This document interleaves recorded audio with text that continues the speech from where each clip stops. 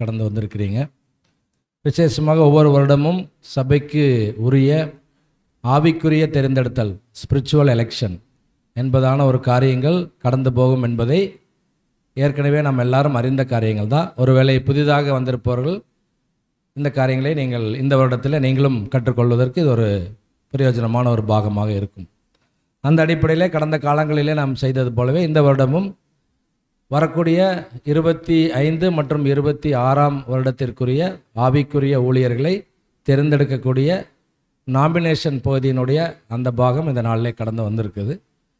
அதற்கு கடந்து போவதற்கு முன்பாக இந்த ஆராதனை பகுதியில் நாம் தியானிக்க இருக்கின்ற சத்தியம், ஒரு ஊழியக்காரர்கள் எப்படிப்பட்ட சிந்தையோடு காணப்பட வேண்டும் அல்லது எப்படிப்பட்ட சிந்தை உடையவர்களை சபையார் ஊழியக்காரர்களாக தெரிவு செய்ய வேண்டும் என்பதின் அடிப்படையில் இந்த நாளுக்குரிய பாடத்தை நாம் சற்று நேரம் தியானிக்கலாம்.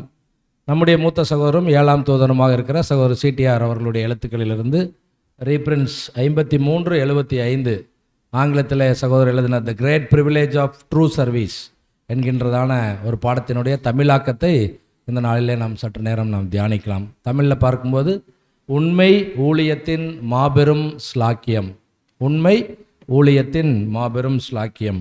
ஆதார வசனம் நம்ம வாசிக்க கேட்கலாம். மத்தேயு எழுதின சுவிசேஷம் 20ஆம் அதிகாரம் 28ஆம் வசனம். அப்படியே மனுஷகுமாரனும் ஊழியம் கொள்ளும்படி வராமல் ஊழியம் செய்யவும் அநேகரை மீட்கும் பொருளாக தம்முடைய ஜீவனை கொடுக்கவும் வந்தார் என்றார். அப்படியே மனுஷகுமாரனும் ஊழியம் கொள்ளும்படி வராமல் ஊழியம் செய்யவும். இந்த 2 பாட்டு தான் நம்ம எடுத்துக்க போகிறோம் இன்னைக்கு. ஊழியம் கொள்ளும்படி வராமல் ஊழியம் செய்யும்படி. இப்போ ஊழியம் கொள்ளுதல்னா என்ன, ஊழியம் செய்தல்னா என்ன? ஊழியம் கொள்ளுதல்னா என்ன, ஊழியம் செய்தல்னா என்ன? நீங்களாம் பேசினா தான் நான் கொஞ்ச நேரம் முழிச்சிருப்பேன், நான் தூங்கிடுவேன். நீங்களாம் பேசணும். ஊழியம் கொள்ளுதல்னா என்னது? யாரோ ஒருத்தர்கிட்ட இருந்து நம்ம என்ன பண்ணிக்கிறதுங்க, வாங்கிக்கிறது, பெனிஃபிட்ஸ் வாங்கிக்கிறது. அவங்க நம்மளுக்காக ஏதாவது செய்வாங்க, ஏதாவது ஒரு காரியங்கள், நம்மளை எங்கேயாவது கூட்டிகிட்டு போகிறதா இருக்கலாம், அல்லது நமக்கு வேண்டிய ஒரு உதவிகள் செய்வதாக இருக்கலாம், ஏதோ ஒரு விதத்தில். ஸோ ஊழியம் நம்ம வாங்குகிறோம். ஊழியம் கொள்ளும்படி வராமல் ஊழியம் செய்யவும். ஆனால் கர்த்தர் இயேசு எப்படி வந்தாருன்னு சொல்கிறார்? அவர் எல்லாருக்கும் ஊழியம் செய்ய வந்தார். யார்கிட்ட இருந்தும் அவர் என்ன பண்ணல, ஊழியம் வாங்கல. அவர் எல்லாருக்கும் ஊழியம் செய்ய தான் அவர் வந்தார். அது மாத்திரமல்ல, அநேகரை மீட்கும் பொருளாக. இதெல்லாம் நம்ம பேசிக் ஸ்டடியிலே படிச்சுக்குவோம். இந்த அநேகர் யாரை குறிக்குதுங்க? நம்மளை மாத்திரம். அநேகர் யாரை குறிக்குதுங்க? ஒட்டுமொத்த மனுக்குலம். ஒட்டுமொத்த மனுக்குலத்தையும் மீட்கும் பொருளாக தான் கர்த்தர் இயேசு வந்தார். அதில் விசேஷமாய் தேர்ந்தெடுக்கப்பட்ட ஜனங்கள் யாருன்னு பார்க்கும்போது மெய்த்திருச்சபையின் பிள்ளைகளாகிய 144,000 பேரை கொண்ட மணவாட்டி வகுப்பார். சரிங்களா? ஸோ இதுதான் அங்கே ஆதார வசனமாக நம்ம பார்க்குறோம். அன்புக்குரிய சகோதர சகோதரிகளே, அப்படியானால் இந்த ஆதார வசனத்தின் அடிப்படையாக கொண்டு நம்முடைய மூத்த சகோதர எழுத்துக்களில் ரொம்ப அருமையான பாயிண்ட்ஸ் இந்த ஒரு பாடத்தில் அவர் கொடுக்குறார். விசேஷமாக இந்த ஊழியக்காரர் என்ற வார்த்தைக்கு வேறு ஏதாவது தமிழ் வார்த்தை சொல்ல முடியுமானா என்ன சொல்லுவீங்க? ஊழியக்காரர்களுக்கு வார்த்தைக்கு இணையான ஒரு தமிழ் வார்த்தை நம்ம என்ன சொல்லலாம்? வேலைக்காரர், அப்புறம் பணிவிடைக்காரர், வேற என்ன சொல்லலாங்க? ஒரு தலைவர் இருக்காருன்னா அவர் கீழே ஒருத்தர் இருப்பார். ஆமாம், தொண்டர்கள், தொண்டு ஆற்றுபவர்கள். அப்போ பார்த்தீங்கன்னா இந்த ஊழியக்காரர் என்ற வார்த்தைக்கு அநேக இணை வார்த்தைகள் நம்ம பார்க்குறோம். வேலைக்காரர், தொண்டர், இன்னும் பார்க்கும்போது ஊழியக்காரர், இந்த மாதிரி வார்த்தைகள்லாம் நம்ம பார்க்குறோம். ஆனால் எல்லா வார்த்தைகளும் ஒரே கருத்தை தான் உடையதாக இருக்குது. எப்படிப்பட்ட வார்த்தைகளை நம்ம சொல்லிட்டாலும் அந்த வார்த்தைகளுடைய கருத்து அது மாறுவதில்லை என்று நம்ம பார்க்குறோம். ஆங்கிலத்தில் நம்ம பார்த்தோம்னா சர்வீஸ் என்று சொல்கிறோம். ஸோ அதனால தான் ஆங்கிலத்தில் சகோதரர் எழுதியிருக்கிற பாடம் the great privilege of true service. அந்த சர்வீஸ் எப்படிப்பட்ட சர்வீஸாக இருக்கணுங்கிறார்? ட்ரூ சர்வீஸ், அதாவது உண்மை ஊழியம். அப்படி கர்த்தர் பேசிட்டார்னாலே அப்போ வேற என்ன ஊழியம் இருக்குன்னு அர்த்தம்? ஆமாம், பொய்யான ஒரு ஊழியமும் இருக்குது. ஏன்னா அதனால தான் அவர் அதை அண்டர்லைன் பண்ணுறார் சகோதரர். உண்மை ஊழியத்தின் மாபெரும் ஸ்லாக்கியம். அப்போ உண்மை ஊழியம்னு ஒன்று இருந்தால் நிச்சயமாக என்ன இருக்கணும்? பொய்யான ஒரு ஊழியமும் இருக்கணும். அப்போ நாம் கவனமாக இருக்கணும். நம்ம உண்மை ஊழியக்காரர்களாக இருக்கிறோமா அல்லது பொய்யான ஊழியக்காரர்களாக இருக்கிறோமா? ரொம்ப கவனத்தோடு நம்ம இருக்கணும். ஸோ அதை தான் இங்கே சகோதரர் அங்கே குறிப்பிடுறார். அப்போ கர்த்தர் இயேசு இந்த உலகத்திற்கு வந்ததுடைய நோக்கம் நமக்கு எல்லாருக்கும் தெரியும். அநேகரை மீட்கும் பொருளாக தம்முடைய ஜீவனையே கொடுக்க வந்தார். இதில் எங்கேயாவது சுயநலம் அல்லது சுயநலமான நோக்கம் ஒளிந்திருக்குதா அப்படின்னா நம்ம என்ன சொல்லலாம்? ஒருவேளை இப்படி நம்ம சொல்லலாம், அவர் முன்பு இருந்த நிலைமையை விட இப்போ எப்படிப்பட்ட நிலைமையில் இருக்கார்? அதாவது ஒட்டுமொத்த உலகத்திற்காக தன்னுடைய ஜீவனை கொடுத்து ஈடுபலியை செலுத்தி அவர் பிதாவாகிய தேவனால் 3ஆம் நாளில் உயிர்த்தெழுப்பப்பட்டு அவருடைய மகா மேன்மையின் வல்லமையினால் உயிர்த்தெழுப்பப்பட்டு அவர் இப்போ பரத்தில் இருக்கும்போது இப்போ எப்படிப்பட்ட நிலைமையில் இருக்கிறார்? முன்பிருந்த அதே நிலைமையில் இருக்காரா அல்லது மிக உயர்ந்த நிலைமையில் இருக்கார்? இப்போ மிக உன்னதமான நிலைமையில் இருக்கிறார் இல்லைங்களா? அப்போ ஒருவேளை இந்த உன்னதமான நிலைமை பெற்றுக்கொள்வதற்காக தான் அவர் வந்தாரா அப்படி நம்ம சொல்லலாமா? நிச்சயமா அப்படி நம்ம சொல்ல முடியாது. யோவான் சுவிசேஷம் 17ஆம் அதிகாரம் 5ஆம் வசனம் நம்ம வாசிக்கலாம். பிதாவே, உலகம் உண்டாகிறதற்கு முன்னே உம்மிடத்தில் எனக்கு உண்டாயிருந்த மகிமையினால் இப்பொழுது நீர் என்னை உம்மிடத்திலே மகிமைப்படுத்தும். பிதாவே, உலகம் உண்டாகிறதற்கு முன்னே உங்களிடத்தில் எனக்கு என்ன மகிமை நீங்க கொடுத்திருந்தீங்களோ இப்பொழுது நீர் என்னை அதே மகிமையினால் மகிமைப்படுத்தும். நான் வேற எதுவுமே கேட்கல. உங்ககிட்ட நான் முன்னால் எப்படி இருந்தனோ, உலகம் உண்டாவதற்கு முன்னால் எப்படி உங்கள் பக்கத்தில் நான் சிற்பாச்சாரியாக, நீதிமொழிகளில் சொல்கிறார் இல்லைங்களா, செல்ல பிள்ளையாகன்னு வசனம் இருக்கும். ஆக்சுவலாக அதனுடைய ஒரிஜினல் டிரான்ஸ்லேஷனை பார்த்தோம்னா கிராஃப்ட்ஸ்மேன் இருக்கும், சிற்பாச்சாரியாக.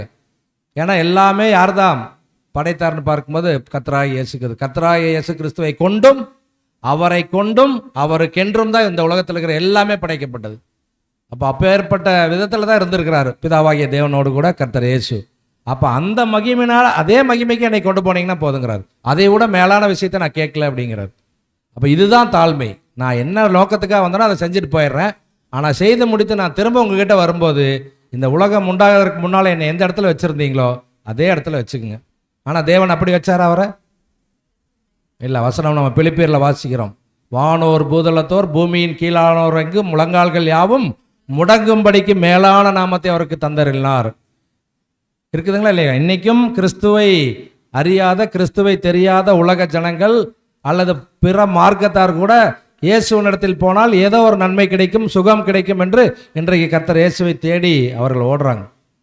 சத்தியம் தெரியாது, வேதம் தெரியாது, ஆனால் அவர்கள் கர்த்தர் இயேசுவை ஏதோ ஒரு விதத்தில் நம்புகிறாங்க. ஏன் அந்த நம்பிக்கை எப்படி வந்துச்சு? பிதாவாகிய தேவன் அப்பேற்பட்ட மேன்மையான விஷயத்தை கர்த்தருக்கு கொடுத்தார். வானோர் பூதளத்தோர் பூமியின் மேலானோர் கீழானோர் யாவருடைய முழங்கால்கள் யாவும் முடங்கும்படிக்கு மேலான நாமத்தை தந்தார்.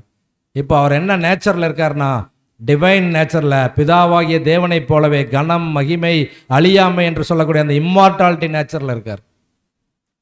அப்போ இப்பேற்பட்ட ஒரு வாய்ப்பை தேவன் அவருக்கு கொடுத்துருக்கிறார். ஆனால் கர்த்தர் அந்த அது கிடைக்குங்கிறதுக்காக அவர் பூமிக்கு வரல.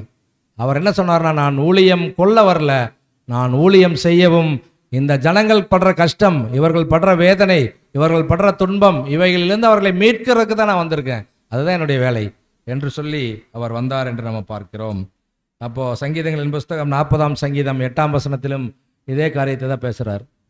என் தேவனே, உமக்கு பிரியமானதை செய்ய விரும்புகிறேன், உமது நியாயப்பிரமாணம் என் உள்ளத்திற்குள் இருக்கிறது என்று சொன்னேன். என் தேவனே, உமக்கு பிரியமானதை செய்ய விரும்புகிறேன். தேவனே, உங்களுக்கு என்ன விருப்பமோ அதை செய்ய மாத்திரம் நான் விரும்புகிறேன். அதுதான் அவர் சொல்லிட்ட விஷயம். அது மாத்திரமல்ல, உமது நியாயப்பிரமாணம் என் உள்ளத்திற்குள் இருக்கிறது. நீங்கள் சொல்லிக் கொடுத்த கட்டளைகள், கற்பனைகள், நியாயப்பிரமாணங்கள் எல்லாமே என்னுடைய உள்ளத்தில் வச்சுருக்கிறேன். அது போதும் எனக்கு, அது படி நான் செய்ய போகிறேன். நீங்கள் என்ன சொல்கிறீங்களோ அதுக்கு செய்ய போகிறேன். ஆகவே தான் சாத்தான் வந்து சோதிக்கும் போது அவர் சொல்லும்போது, இப்படியே 3 சோதனைகளையும் சொல்லும்போது அவர் என்ன தான் பதில் சொல்கிறாருன்னா, எல்லாமே என் பிதா என்ன சொல்லி கொடுத்தாரோ அதைத்தான் நான் செய்கிறேன். என் பிதா சொல்லி கொடுக்காத விஷயத்தை நான் என்ன பண்ணுறதே இல்லை, எங்கேயுமே நான் பேசுறது இல்லைங்கிறார். என் வாயின் வார்த்தைகள் எல்லாமே யார் இடத்துலேருந்து வருதுங்கிறார். ஆமாம், அப்போ பிதாவாகிய தேவனிடத்திலிருந்து, ஜோதிகளின் பிதாவின் இடத்துலேருந்து வருதுங்கிறார். ஸோ அதுதான் கர்த்தருடைய தாழ்மை, அதுதான் கர்த்தருடைய தாழ்மை மனதை அடையாளப்படுத்துதுன்னு பார்க்கிறோம்.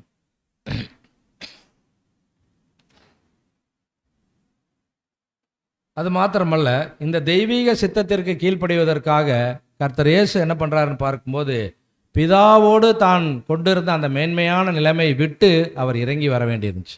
நம்ம பேசிக் சப்ஜெக்ட்லேயே பார்த்துருப்போம்.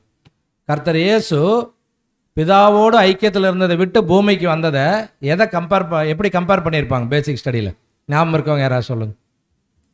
கர்த்தர் இயேசு பிதாவோடு கொண்டிருந்த மகிமையிலிருந்து இறங்கி பூமியின் ஜனங்களோடு வந்து மனிதனாக வந்ததுக்கு எதுக்கு ஈக்குவலாக சொல்லியிருப்பாங்க? இப்போ நம்மளை எங்கே கொண்டு போனால் நம்ம இருப்போம்னு ஒரு பாயிண்ட் சொல்லியிருப்பாங்க. நம்ம சகோதரி அங்கே சொல்கிறாங்க எதற்கு ஈக்குவலாக? காக்ரோச். இப்போ ஒரு கரப்பாம்பூச்சி குடும்பத்துக்குள்ளே நம்மளை கொண்டு போய் இந்த கரப்பாம்பூச்சி குடும்பத்தையெல்லாம் நீங்கள் தான் மீட்கணும் அப்படின்னு சொல்லி ஒரு பாதாள சாக்கடைக்குள்ளே நம்மளை போட்டாங்கன்னு வைங்க, நம்ம என்ன சொல்லுவோம்? இதுக்கு நான் அங்கேயே செத்து போயிருப்பேன், இங்கே வந்து இருக்கிறதுக்கு முடியலைங்க என்னால், இல்லைங்களா? அதுபோல தான் கர்த்தர் இயேசு இங்கே வந்தபோது உலக ஜனங்கள் பேசின வார்த்தைகள் எல்லாம் அவர் காது கொடுத்து கேட்க முடியாது. உலக ஜனங்கள் செய்த செயல்கள் எல்லாம் அவர் கண் கொண்டு பார்க்க முடியாது. உலக ஜனங்கள் செய்த கிரியைகள் எல்லாம் அவரால் சகிக்க முடியாது. ஏன்னா அவர் பரிபூர்ண மனிதர். அவரால் அதெல்லாம் ஏற்றுக்கொள்ளவோ சகிக்கவோ முடியாது. ஆனாலும் சகித்தார். அதனால தான் சொல்கிறார், பிதாவோடன் இருந்த மகிமையை விட்டுட்டு அவர் பூமிக்கு வந்து தன்னை சிலுவை மரணத்திற்கு ஒப்பு கொடுக்குறார். அதுதான் ரொம்ப முக்கியமான பாயிண்ட். மரிப்பதற்கு யார் வேணால் ஒப்பு கொடுப்பாங்க, ஆனால் சிலுவை மரணத்துக்கு ஒருபோதும் யாரும் ஒப்பு கொடுக்க மாட்டார்கள். ஏன்னா சிலுவை மரணம் என்பது ஒரு அவமானகரமான மரணம். அது ஒரு கொடிய குற்றங்கள் பண்ணவங்களுக்கும் மன்னிக்கவே முடியாத அளவிற்கு குற்றங்கள் பண்ணவங்களுக்கும் தான் அந்த சிலுவை மரணம் வந்து அங்கே யூத ஜனங்கள் மத்தியில் தண்டனையாக கொடுக்கப்பட்டு வந்துச்சு. அந்த சிலுவை மரணத்திற்கும் கூட தன்னை ஒப்பு கொடுப்பதற்காக அவர் என்ன பண்ணார்னு பார்க்கும்போது அவர் வந்தார். அதனால தான் அவர் காட்டி கொடுக்கப்பட்ட அந்த ராத்திரியில் கூட அவர் என்ன சொல்கிறாருன்னா, பிலிப்பியர் 2ஆம் அதிகாரம் 8ஆம் வசனத்தில், வசனம் பகுதியில் இருக்குங்களா? ஒரு வேளை இல்லைன்னா நம்ம வாசிக்கலாம். பிலிப்பியர் 2:8. அவர் மனுஷ ரூபமாய் காணப்பட்டு மரண பரியந்தம், அதாவது சிலுவையின் மரண பரியந்தமும் கீழ்ப்படிந்தவராகி தம்மை தாமே தாழ்த்தினார். எது வரைக்கும் கீழ்ப்படிந்திருந்தார்? சிலுவையின், அதாவது சிலுவையின் மரண பரியந்தம். அவர் பிறந்த நாள் முதற்கொண்டு 33 வருடங்கள் முடித்து அவருடைய ஊழியத்தினுடைய கடைசி தருவாயில் கொல்கதாவில் சிலுவை மரணத்தில் பிதாவே என்னுடைய ஆவியை உம்மிடத்தில் ஒப்புக் கொடுக்கிறேன் என்று சொல்லி முடிந்தது என்று சொல்லி தன்னுடைய ஜீவனை விட்ட அந்த நொடி பொழுது வரைக்கும் அவர் கர்த்தராகிய இயேசு கிறிஸ்து பிதாவுக்கு கீழ்ப்படிந்திருந்தார். எந்த விஷயத்திலும் அவர் காம்ப்ரமைஸே பண்ணிக்கல. பிதாவுக்கு கீழ்ப்படியாமல் போகிற விஷயங்கள் எதுக்குமே கர்த்தர் இயேசு காம்ப்ரமைஸே பண்ணல. அவ்வளோ ஸ்டெப்பனாக அவர் என்ன பண்ணார்னா கீழ்ப்படுதலை காண்பித்தார். இன்றைக்கு ஒருவேளை நம்முடைய உலக வாழ்க்கையிலேயே நம்மளால் கீழ்ப்படிய முடியுதா? குழந்தைகள் பெற்றோர்கள் கீழ்ப்படிய முடியுதா? முடியல. சபை பிள்ளைகள் ஊழியர்களுக்கு ஒத்துழைப்பு கொடுக்க முடியுதா? முடியுது. அல்லது ஊழியர்கள் சபையின் பிள்ளைகளிடத்தில் இணக்கமாக போக முடியுதா? முடியல. அநேக இடங்களில் நெருடல்கள், கசப்புகள், கருத்து வேறுபாடுகள், குழப்பங்கள், பிரிவினைகள், மார்க்க பேதங்கள் எப்படி வருது? ஏன்னா நம்மக்கிட்ட என்ன இல்லை? தாழ்மை இல்லை, கீழ்ப்படுதல் இல்லை. கர்த்தர் இயேசுகிட்ட இருந்த தாழ்மையும் அவரிடம் இருந்த கீழ்ப்படுதலும் யார் ஒரு இடத்துல இருக்குதோ அவர்கள் நிச்சயமாய் தேவனுடைய பிள்ளைகளாக இருப்பார்கள். அவர்களுக்கு வேறு தாட்ஸ் எதுவுமே வராது. அதுதான் சொல்கிறாங்க ரொம்ப முக்கியமாக. அப்போது இந்த ஒரு தெய்வீக ஏற்பாட்டை குறித்து நம்ம பார்க்கும்போது கர்த்தர் இயேசு மனதுருகிறார். இந்த ஜீவிகளை எல்லாம் பார்க்கிறார். எவ்வளோ கஷ்டம். இந்த மரணம் எப்படி வந்தது? இந்த மரணம் எப்படி வந்தது உலகத்தில்? வசனம் சொல்லுங்க. இந்த வசனம் இருக்கு. இந்த மரணம் எப்படி வந்துச்சு உலகத்தில்? பாவத்தின் சம்பளம் மரணம். அப்போ முதல்ல என்ன வந்துச்சு? பாவம். பாவம் எப்படி வந்துச்சு? கீழ்ப்படியாமையின் விளைவாக. எனக்கு அவர் தேவன் சொல்லியிருந்தார், இந்த மரத்தின் கனியை என்ன பண்ணாதீங்க, நீங்கள் புசிக்காதீங்க. ஆனால் ஆதாம் என்ன சொல்கிறாரு தேவன் இடத்துல? இதோ நீங்கள் எலும்பில் எலும்பும் மாம்சத்தில் மாம்சமாக இருக்கும்னு ஒரு அம்மாவை கொடுத்தீங்களா, அந்த அம்மா தான் என்ன பண்ணாங்க, ஃபஸ்ட்டு சாப்பிட்டு எனக்கு கொடுத்தாங்க, நானும் வாங்கி நான் சாப்பிட்டுட்டேன். ஸோ அந்த அம்மா என்ன சொல்கிறாங்க, அந்த பாருங்கள் இவர் இந்த பாம்பு தான் வந்து இப்படி சாப்பிட சொல்லிச்சு, அது நல்லா டேஸ்ட்டாக இருக்குன்னு சொன்னதுனால நான் சாப்பிட்டேன். இப்போ சாத்தான் என்ன சொல்லியிருப்பார் அப்போ தேவன் இடத்துல? ஒரு கற்பனையாக நம்ம பண்ணி பார்த்தோம்னா, நான் தான் சொன்னேன், இவங்க 2 பேர்த்துக்கும் எங்கே அறிவு போச்சு, நீங்கள் சொல்லியிருக்கீங்களே சாப்பிடக்கூடாதுன்னு. உண்மையாலுமே உங்களுக்கு கீழ்ப்படுதல் உள்ள பிள்ளைகளாக இருந்திருந்தாங்கன்னா இவங்க என்ன பண்ணியிருக்கக்கூடாது, யார் சொன்னாலும் சாப்பிட்ருக்கக்கூடாது. ஆனால் நான் சொன்னேன்னு என்ன பண்ணிட்டாங்க, சாப்பிட்டுட்டாங்க. அப்போ என்ன இல்லை அவங்கள இடத்துல? கீழ்ப்படுதல் இல்லை. கீழ்ப்படுதல் இல்லைன்னா என்ன வந்துடும்? பாவம் வந்துடும். பாவத்தினுடைய சம்பளம் என்ன கிடைக்கும்? மரணம். அதுதான் இன்னைக்கு உலகம் முழுவதும் போய்கொண்டிருக்கிறது. பிறந்த குழந்தை இறக்கிறது, 2 வயது குழந்தை இறக்குது, 1 வயது குழந்தை இறக்குது. எல்லாம் கதறி துடிக்கிறாங்க. என்ன நடக்குது, என் குழந்தை என்ன பாவம் பண்ணுச்சு? கேள்விகள் அநேகம் இருக்குது எல்லாருக்கும். ஆனால் அவங்களுக்கு என்ன புரியலன்னா, என்ன நடந்துட்டு இருக்குதுன்னு அவங்களுக்கு புரியல. சத்தியம் எப்படி போயிட்டுருக்கு, தேவன் எப்படி இந்த தெய்வீக திட்டத்தை கொண்டு வந்திருக்காருன்னு அவங்களுக்கு தெரியல. ஆகவே அழுது புலம்பிகிட்டு இருக்காங்க இல்லைங்களா? ஸோ அதனால தான் இங்கே சொல்கிறார், பூமிக்குரிய ஜீவிகளை பார்க்கும்போது அந்த ஜீவிகள் பாவத்தில், சீரழிவில், பலவீனத்தை இருக்கிறதுல பார்த்துட்டு அவரால் தாங்க முடியல, மனது உருகுறார். தேவன் கேட்கிறார், இதோ என்னுடைய காரியமாக யார் போவார்கள் அப்படின்னு கேட்கும்போது கர்த்தர் இயேசு வாலண்டியர் சாக்ரிஃபைஸ் பண்ணுறார். இதோ அடியேன் நான் போகிறேன். ஏசாயா தீர்க்கதரிசியின் மூலமாக நம்ம வாசிக்கும் போது அதை கற்றுக்கொள்கிறோம். இதோ அடியேன் நான் போகிறேன் ஆண்டவரே. Volunteer sacrifice. அது மாத்திரமல்ல, கர்த்தர் இயேசுவும் இந்த பூமிக்கு வந்திருந்த போது பரிபூர்ண ஜீவனாக, பரிபூர்ண மனிதனாக வந்தார். நமக்கு போட்டிருக்கிற டயக்ராம் எல்லாம் நீங்கள் கர்த்தர் இயேசுவை பற்றி வரைஞ்சிருக்கிறாங்க பார்த்தீங்களா, அதெல்லாம் ஒரிஜினல் கிடையாது. அதிலெல்லாம் ரொம்ப அவரை வீக்கானவர் மாதிரி வரைஞ்சிருப்பாங்க. ரொம்ப ஒல்லியாக, ரொம்ப கண்ணமெல்லாம் ஒடுங்கி, நீல மூஞ்சி, அதெல்லாம் ஒரிஜினல் கிடையாது.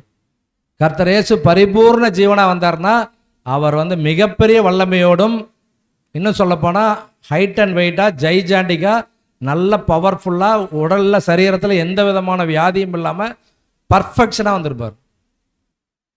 Perfect nature. அப்பேற்பட்ட மனிதனாக தான் அவர் பூமிக்கு வந்தார். அப்புறம் எப்படி அவருக்கு பலவீனம் வந்துச்சு? அப்புறம் எப்படி கொல்கத்தாவில் என் தேவனே ஏன் என்னை கைவிட்டீர்னு கதறார்? ஏன் பார்க்கும்போது அவர் எல்லாருடைய பலவீனங்களையும் என்ன பண்ணாருங்க? தாமே சுமந்தார். எல்லாருடைய அக்கிரமங்களையும் தானே சுமந்தார். அப்போ ஒவ்வொருத்தர்கிட்டக்கும் ஒவ்வொருத்தரை சுகப்படுத்தும் போதும் அவருடைய சரீரத்திலேருந்து பலன் போயிட்டே இருக்குது.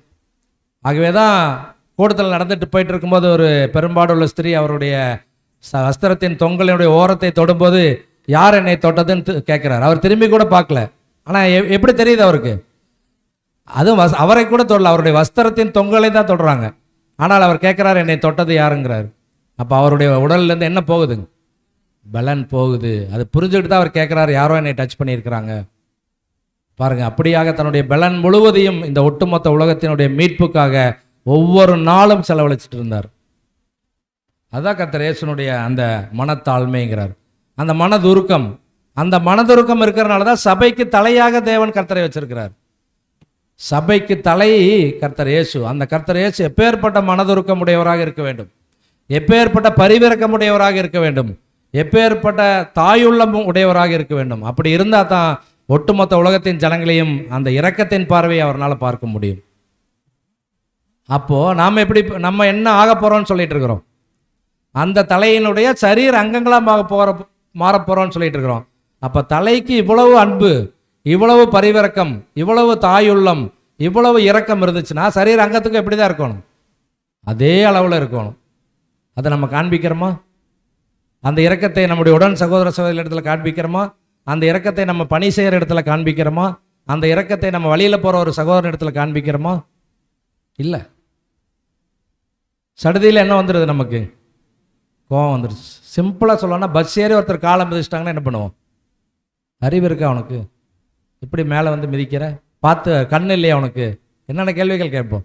ஏன்னா அந்த வழி நம்மளால் என்ன பண்ண முடியல, பொறுக்க முடியல. ஷூக்காலை வச்சு மிதிச்சிட்றாரு. நமக்கு உடனே கோவம் தான் வருது. இல்லைங்க பார்த்து வர மாட்டீங்களா? ஏதோ சத்தியம் கேட்டனால கொஞ்சம் டீசெண்ட் வார்த்தைகளில் பேசுகிறோம், இல்லைன்னா வேறு மாதிரி பேசுவோம் உலகத்தாராக இருந்தால், இல்லைங்களா? ஸோ அப்படி தான் நம்முடைய எண்ணங்கள் இருக்குது.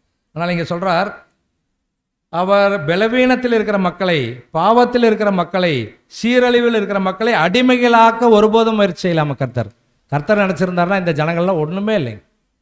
அவரை போய் கேள்வி கேட்குறாங்க. அவரை ஒருத்தர் காரியம் கன்னத்தில் உம்மல்றான். ஒருத்தர் அடிச்சுட்டு உன்னை அடித்தவர் யாருன்னு நீ என்ன பண்ணு, ஞான திருஷ்டினால் சொல்லுங்கிறாரு. இன்னொருத்தர் ஈட்டி வச்சு குத்துறாரு. எல்லாவற்றையும் பொறுமையோடு அப்படியே சகிச்சிட்ருக்கார். அவர் நினச்சிருந்தாருன்னா இந்த ஒட்டுமொத்த உலகத்தையும் அடிமைத்தனத்தில் வச்சிருக்க முடியும். அவ்வளவு பவர்ஃபுல்லாக அவர் வந்த மனிதன். முதலாம் வருகையில் மனிதனாக வந்தபோதே அவருடைய பவர் அவர் டிவைன் நேச்சரில் தான் இல்லையே ஒழிய அந்த பரிபூர்ண மனிதனுக்குரிய எல்லா பலமும் அவர்கிட்ட இருந்துச்சு.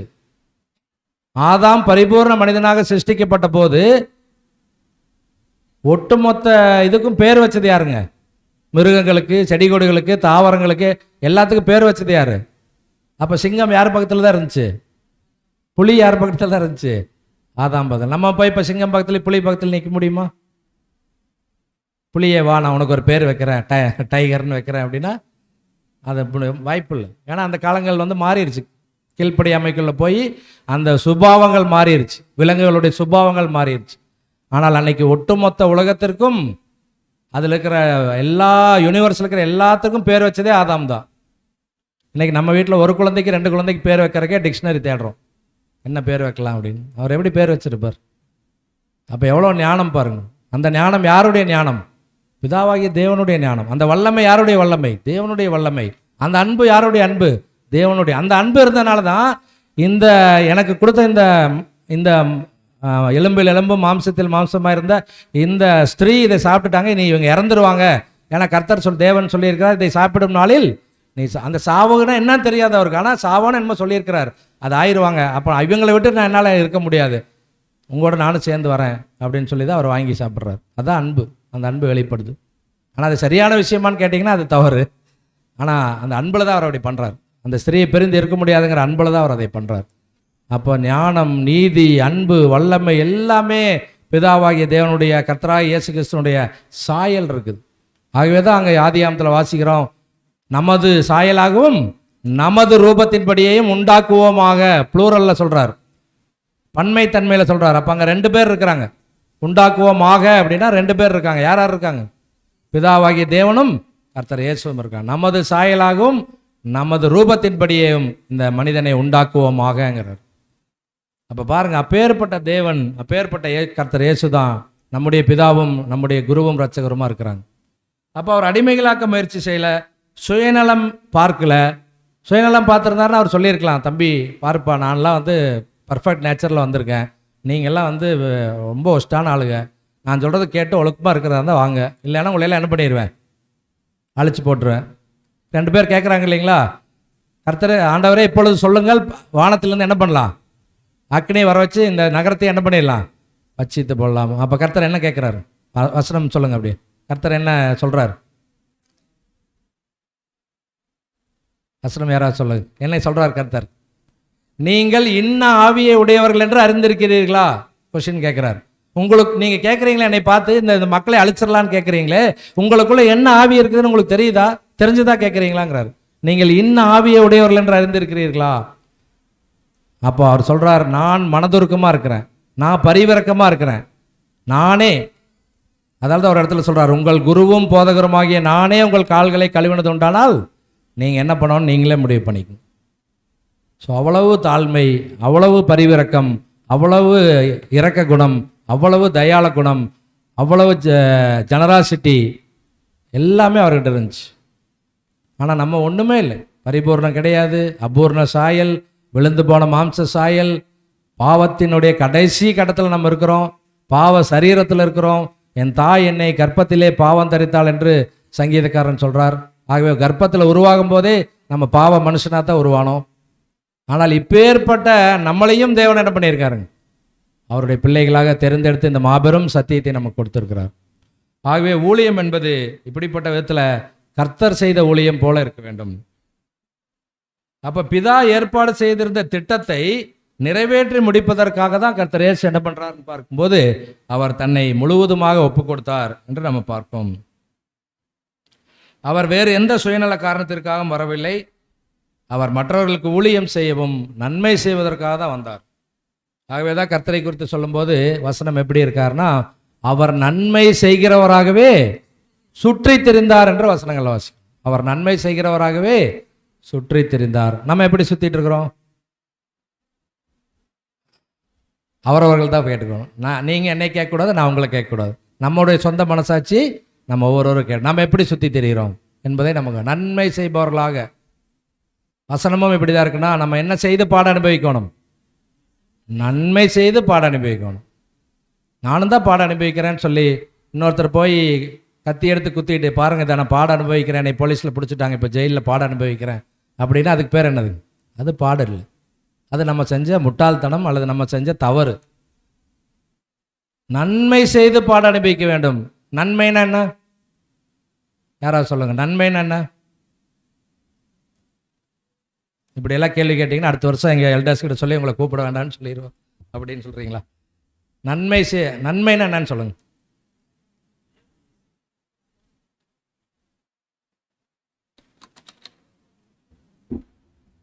சொல்லுங்க பேர். வேறு ஆன்சர் கொடுத்துட்டார். தேவ சித்தத்தை செய்வது தான் என்னங்க நன்மை.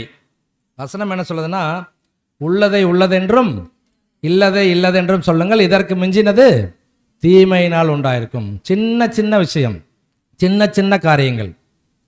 ஆகவே தான் சொல்கிறாங்க, பிரதர் நான் ஒரு சின்ன பொய் தான் சொல்லிட்டேன் பேர், ஒரு சின்ன தவறு தான் பண்ணிட்டேன் பேர், ஒரு சின்ன மிஸ்டேக் தான் பண்ணிட்டேன் பேர், ஒரு சின்ன வார்த்தை தான் விட்டுட்டேன் பேர், ஒரு சின்ன கருத்து வேறுபாடு தான் எங்களுக்குள்ளே வந்துருச்சு பேர். நோ. நம்ம சகோதரர் சிடிஆர் அவர்கள் சொல்லும்போது பொய்யில் சின்ன பொய் பெரிய பொய்ன்னு எதுவுமே இல்லைங்கிறார். அதுக்கு பேர் என்ன?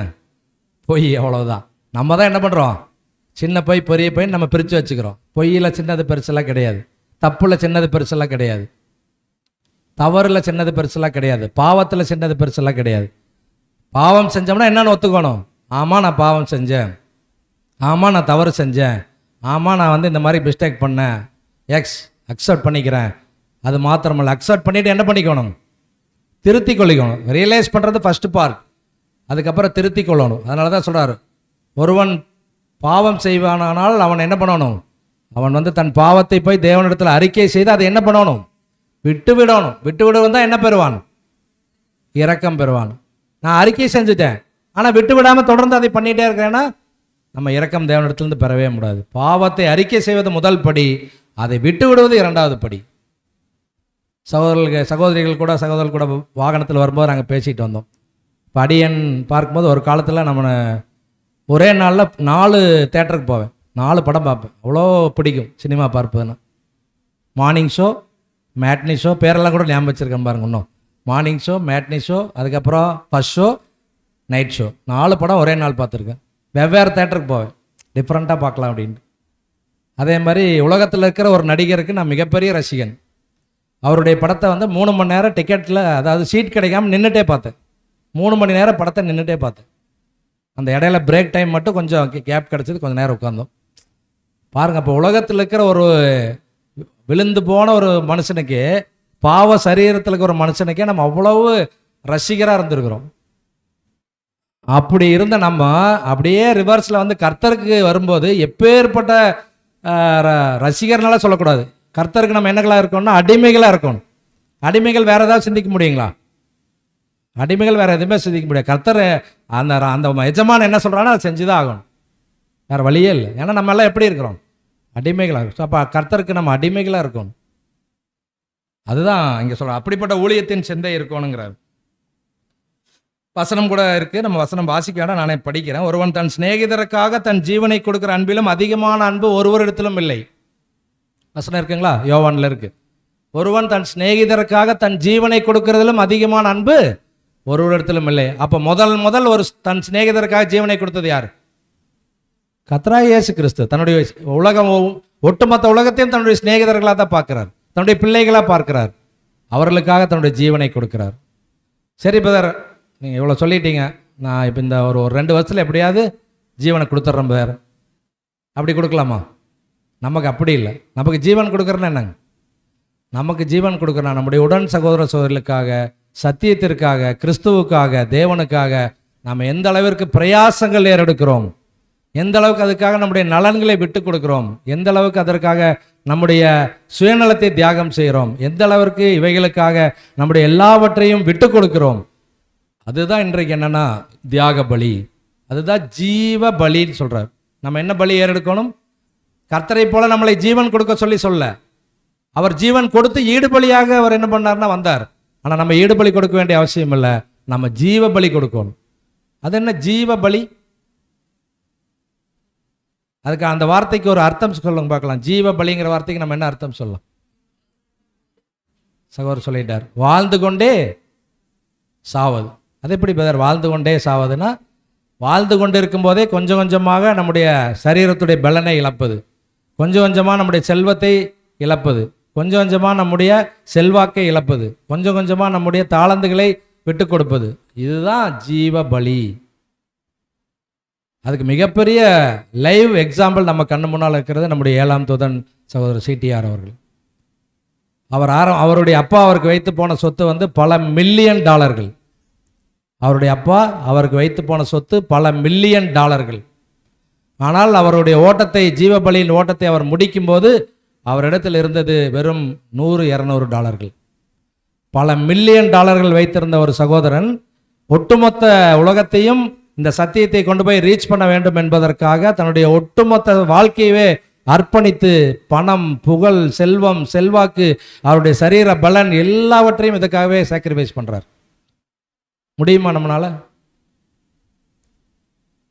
அந்த சாக்ரிஃபைசல் மைண்ட் இருந்ததுனால தான் பிதாவாகிய தேவன் அவரை 7ஆம் தூதனாக தெரிந்து கொண்டார். பல மில்லியன் டாலர்கள் வைத்திருந்தவர் கடைசியில் 40, 60, 100 டாலர்களோடு தன்னுடைய வாழ்க்கையை அங்கே முடிக்கிறதை நாம் பார்க்கிறோம். ஏறக்குறைய ஒவ்வொரு நாளும் 20 முதல் 30 பக்கங்களுக்கு மிகாமல் ஒவ்வொரு நாளும் எழுதிட்டே இருந்திருக்கார். இதுதான் சாக்ரிஃபைஸ், இதுதான் ஜீவபலி. அந்த மாதிரி ஒருவேளை நானும் பிரதர் ரசல் மாதிரி நான் எழுதிட்டே இருக்கணுமா பிரதர், நான் பேசிகிட்டே இருக்கணுமா பிரதர், உலகம் முழுசும் நான் சுற்றுப்பிரயாணம் பண்ணணுமா பிரதர்? நோ. தேவன் ஒவ்வொருவருக்கும் என்ன அழைப்பு கொடுத்துருக்கிறாரோ, என்ன நிலைமையில் நம்மளை வச்சிருக்கிறாரோ அந்த நிலைமையில் எந்த அளவுக்கு உண்மைத்தன்மையாக இருக்கிறோம், that is the important point. நம்ம நிலைமையில் எந்த அளவுக்கு, நீங்கள் சின்னவங்களாக இருக்கலாம், பெரியவங்களாக இருக்கலாம், செல்வம் இருக்கலாம், செல்வம் இல்லாமல் போகலாம், படிப்பு இருக்கலாம், படிப்பு இல்லாமல் போகலாம், வசதி இருக்கலாம், வசதி இல்லாமல் போகலாம், இன்னும் ரொம்ப டீப்பாக போய் சாப்பாட்டுக்கே கஷ்டப்படுற நிலைமை கூட இருக்கலாம். தேவன் கர்த்தரும் அது எதையுமே பார்க்கறதில்ல, அவருடைய இருதயத்தை தான் பார்க்குறாங்க. மத்தேயு சுவிசேஷத்தில் மிகப்பெரிய ஒரு பிரசங்கத்தை, உலகமே திரும்பி பார்த்த ஒரு பிரசங்கத்தை கர்த்தர் இயேசு மத்தேயு சுவிசேஷம் 5ஆம் அதிகாரத்தில் பண்ணுறார். இருதயத்தில் சுத்தமுள்ளவர்கள் பாக்கியவான்கள், அவர்கள் தேவனை தரிசிப்பார்கள். யாருக்கெல்லாம் உண்மையாகவே இருதய சுத்தம் இருக்குதோ அவர்கள் மாத்திரம்தான் தேவ சமூகத்திற்கு கடந்து போக முடியும், அவர்கள் மாத்திரம்தான் தேவனை தரிசிக்க முடியும். அது என்ன பதில்? இருதய சுத்தம். துணி சுத்தம்னு சொன்னீங்கன்னா கூட ஒரு லைசால் வாங்கி போட்டுருவோம், இல்லைன்னா ஒரு டெட்டால் வாங்கி கழுவிடுவோம். இருதயத்தை எப்படி பேர் சுத்திகரிக்கிறது? இருதயத்தை எப்படி சுத்திகரிக்கிறது? வசனங்கள் தான். சத்திய வசனம் என்றும் அந்த தண்ணீரை வச்சு தான் நம்முடைய இருதயத்தை என்ன பண்ணணும்? கழுவணும். ஒருவேளை உலகத்தார் பார்வையிலும் நம்முடைய பார்வையிலும் மிகப்பெரிய பாவம் செய்தவராக காணப்படுகிற அல்லது காணப்பட்ட தாவீது, அவரை பிதாவாகிய தேவன் என்னன்னு சொல்றாருன்னா, என் இருதயத்திற்கு ஏற்ற மனுஷன். எப்படி இவ்வளோ பெரிய பாவம் செய்த ஒரு நபரை, ஒரு சகோதரரை, ஒரு முற்பிதாவை பிதாவாகிய தேவன் என் இருதயத்துக்கு ஏற்ற மனுஷன் சொல்றார்? ஏன்னா அந்த அளவுக்கு தன்னுடைய மனத்தாழ்மையும் தன்னுடைய இருதயத்தை உடைத்து ஊற்றி தன்னுடைய பாவத்தை எல்லாம் அறிக்கை செய்தது மாத்திரமல்ல, அதற்காக வாழ்நாள் முழுவதும் மனம் கசந்து அழுதுகிட்டே இருந்தார்களாம். அதுதான் அவருடைய ரிப்பன்டன்ஸ், மனம் திரும்புதல். இந்த ரிப்பன்டன்ஸ் யார் காமிக்கிறாங்களோ அவங்க தான் என்ன பண்ண முடியும்னா அவர்கள் இந்த ஊழியத்திற்குள்ள வர முடியும். லூக்கா சுவிசேஷம் 8ஆம் அதிகாரம் 3ஆம் வசனம் வாசி கேட்கலாம். பின்பு அவர் பட்டணங்கள் தோறும் கிராமங்கள் தோறும், லூக்கா 8:3, ஏரோதின் காரியக்காரனான கூசாவின் மனைவியாகிய யோவன்னாலும் சூசன்னாலும் தங்கள் ஆஸ்திகளில் அவருக்கு ஊழியம் செய்து கொண்டு வந்த மற்ற அநேகம் ஸ்திரீகளும் அவருடனே இருந்தார்கள். இந்த வசனம் படிக்கும்போது ஏதாவது கேள்வி வருதா உங்களுக்கு? கேள்வி வந்தால் இந்த பாடத்தை கவனிச்சிருக்கீங்கன்னு அர்த்தம். கேள்வி வரலைன்னா பாடத்தில் இன்னும் நீங்கள் இன்வால்வ் ஆகலைன்னு அர்த்தம். என்ன கேள்வி வருது? ஏரோதின் காரியக்காரனான கூசாவின் மனைவியாகிய யோவன்னாலும் சூசன்னாலும் தங்கள் ஆஸ்திகளால் அவருக்கு, யாருக்கு? இயேசு கிறிஸ்துவுக்கு என்ன பண்ணிட்டு வந்தாங்க? ஊழியம் செய்து கொண்டு வந்தாங்க. மற்ற அநேகம் ஸ்திரீகளும் ஊழியம் பண்ணாங்க. யாருக்கு? கர்த்தர் இயேசுக்கு. ஆனால் நம்ம ஆதார வசனம் என்ன வாச்சோம்? மத்தேயு 20:28, அவர் ஊழியம் கொள்ளும்படி வராமல் ஊழியம் செய்ய வந்தார். அப்போ லூக்கா ஏதோ தப்பு பண்ணியிருக்கார் இல்லைங்களா? லூக்கா ஏதோ தப்பு பண்ணியிருக்கார் அந்த வசனத்தில், மாற்றி எழுதியிருக்கிறார் வசனத்தை. அப்படி இப்படி சொல்ல முடியுமா? இல்லை. அப்போ என்ன நம்ம புரிஞ்சுக்கலாம்னா, கர்த்தருடைய ஊழியத்திற்காக யாராவது வாலண்டியராக தங்களை சாக்ரிஃபைஸ் பண்ண முன் வந்து கொடுத்த விஷயங்களே கர்த்தர் மறுக்கல. ஆனால் அவர் யாருக்கிட்டையும் போய் என்ன பண்ணல, எனக்கு நீங்கள் ஊழியம் செய்யணும், நான் இப்படிப்பட்ட மகிமையிலேருந்து வந்திருக்கிறேன், நீங்கள் எல்லாரும் எனக்கு ஊழியம் செய்யணும் எங்கேயும் கேட்கல. ஆனால் யாரெல்லாம் அன்போடு தாழ்மையோடு அவருக்கு தங்களுடைய ஆஸ்திகளாலும் தங்கள்கிட்ட இருக்கிற பொருள்களினாலும் அவருக்கு உதவி செய்யணும்னு நினச்சாங்களோ அந்த ஊழியத்தை மனதார ஏற்றுக்கொண்டார். ஆகவே தான் அவருடைய கடைசி தருவாயில் அந்த மிக விலையேறப்பட்ட பரிமள தைலத்தை அந்த மரியாள் உடைத்து அவருடைய தலையில் ஊற்றும்போது அங்கிருந்தவங்க என்ன சொல்கிறாங்க, இது எத்தனை பணத்துக்கு விற்றுருக்கலாங்கிறாங்க. 300 பணத்துக்கு. அன்றைக்கெல்லாம் 300 பணங்கிறது மிகப்பெரிய, இன்றைக்கி இருக்கிற இதில் கோடிகளில் கூட சொல்லலாம். அந்த பணத்தை இப்படி யார் மேலே ஊற்றி வேஸ்ட் பண்ணுறாங்க, உங்கள் மேலே ஊற்றி வேஸ்ட் பண்ணுறாங்களேன்னு சொல்லும்போது கர்த்தர் சொல்கிறார், அவளை விட்டு விடுங்கள். அவள் என்ன பண்ணுறாங்க, அவள் நான் பின்னால் அடக்கம் பண்ண போவதை அதை எத்தனைப்பாக காண்பிப்பதற்கான ஒரு மாடலாக தான் இதை பண்ணுறாங்க. அவள் செய்வதை விட்டு விடுங்கள்ங்கிறார். ஸோ அப்போ வாலண்டியராக ஒருத்தர் சாக்ரிஃபைஸ் பண்ணுறதை கர்த்தர் இயேசு ஒருபோதும் தடுக்கலை. ஆனால் அவர் என்ன பண்ணுறாருனா, எந்த இடத்திலும் தனக்கான ஊழியத்தை பெற்றுக்கொள்ள வேண்டும் என்று அவர் போய் வற்புறுத்தி அவர் பார்க்கல. அப்போ தன்னுடைய நோக்கத்தை நிறைவேற்ற வேண்டுமானால் அவர் ஒரு ஊழியக்காரனாக இருக்க வேண்டும் என்பது அவர் புரிந்திருந்தார். அப்போ இன்றைக்கும் சபைகளில் நம்ம ஊழியக்காரர்களை தேர்ந்தெடுக்கிறோன்னா அந்த ஊழியக்காரர்களுடைய நோக்கம் என்னவாக இருக்கும்னா, ஒட்டுமொத்த சபைக்கும் ஊழியக்காரர்களாக, வேலைக்காரர்களாக, தொண்டர்களாக இருப்பவர்களாக இருக்கும். அப்படிப்பட்டவர்களை தான் சபை அடையாளம் கண்டு இனம் கண்டு ஊழியக்காரர்களாக தேர்ந்தெடுக்க வேண்டும்.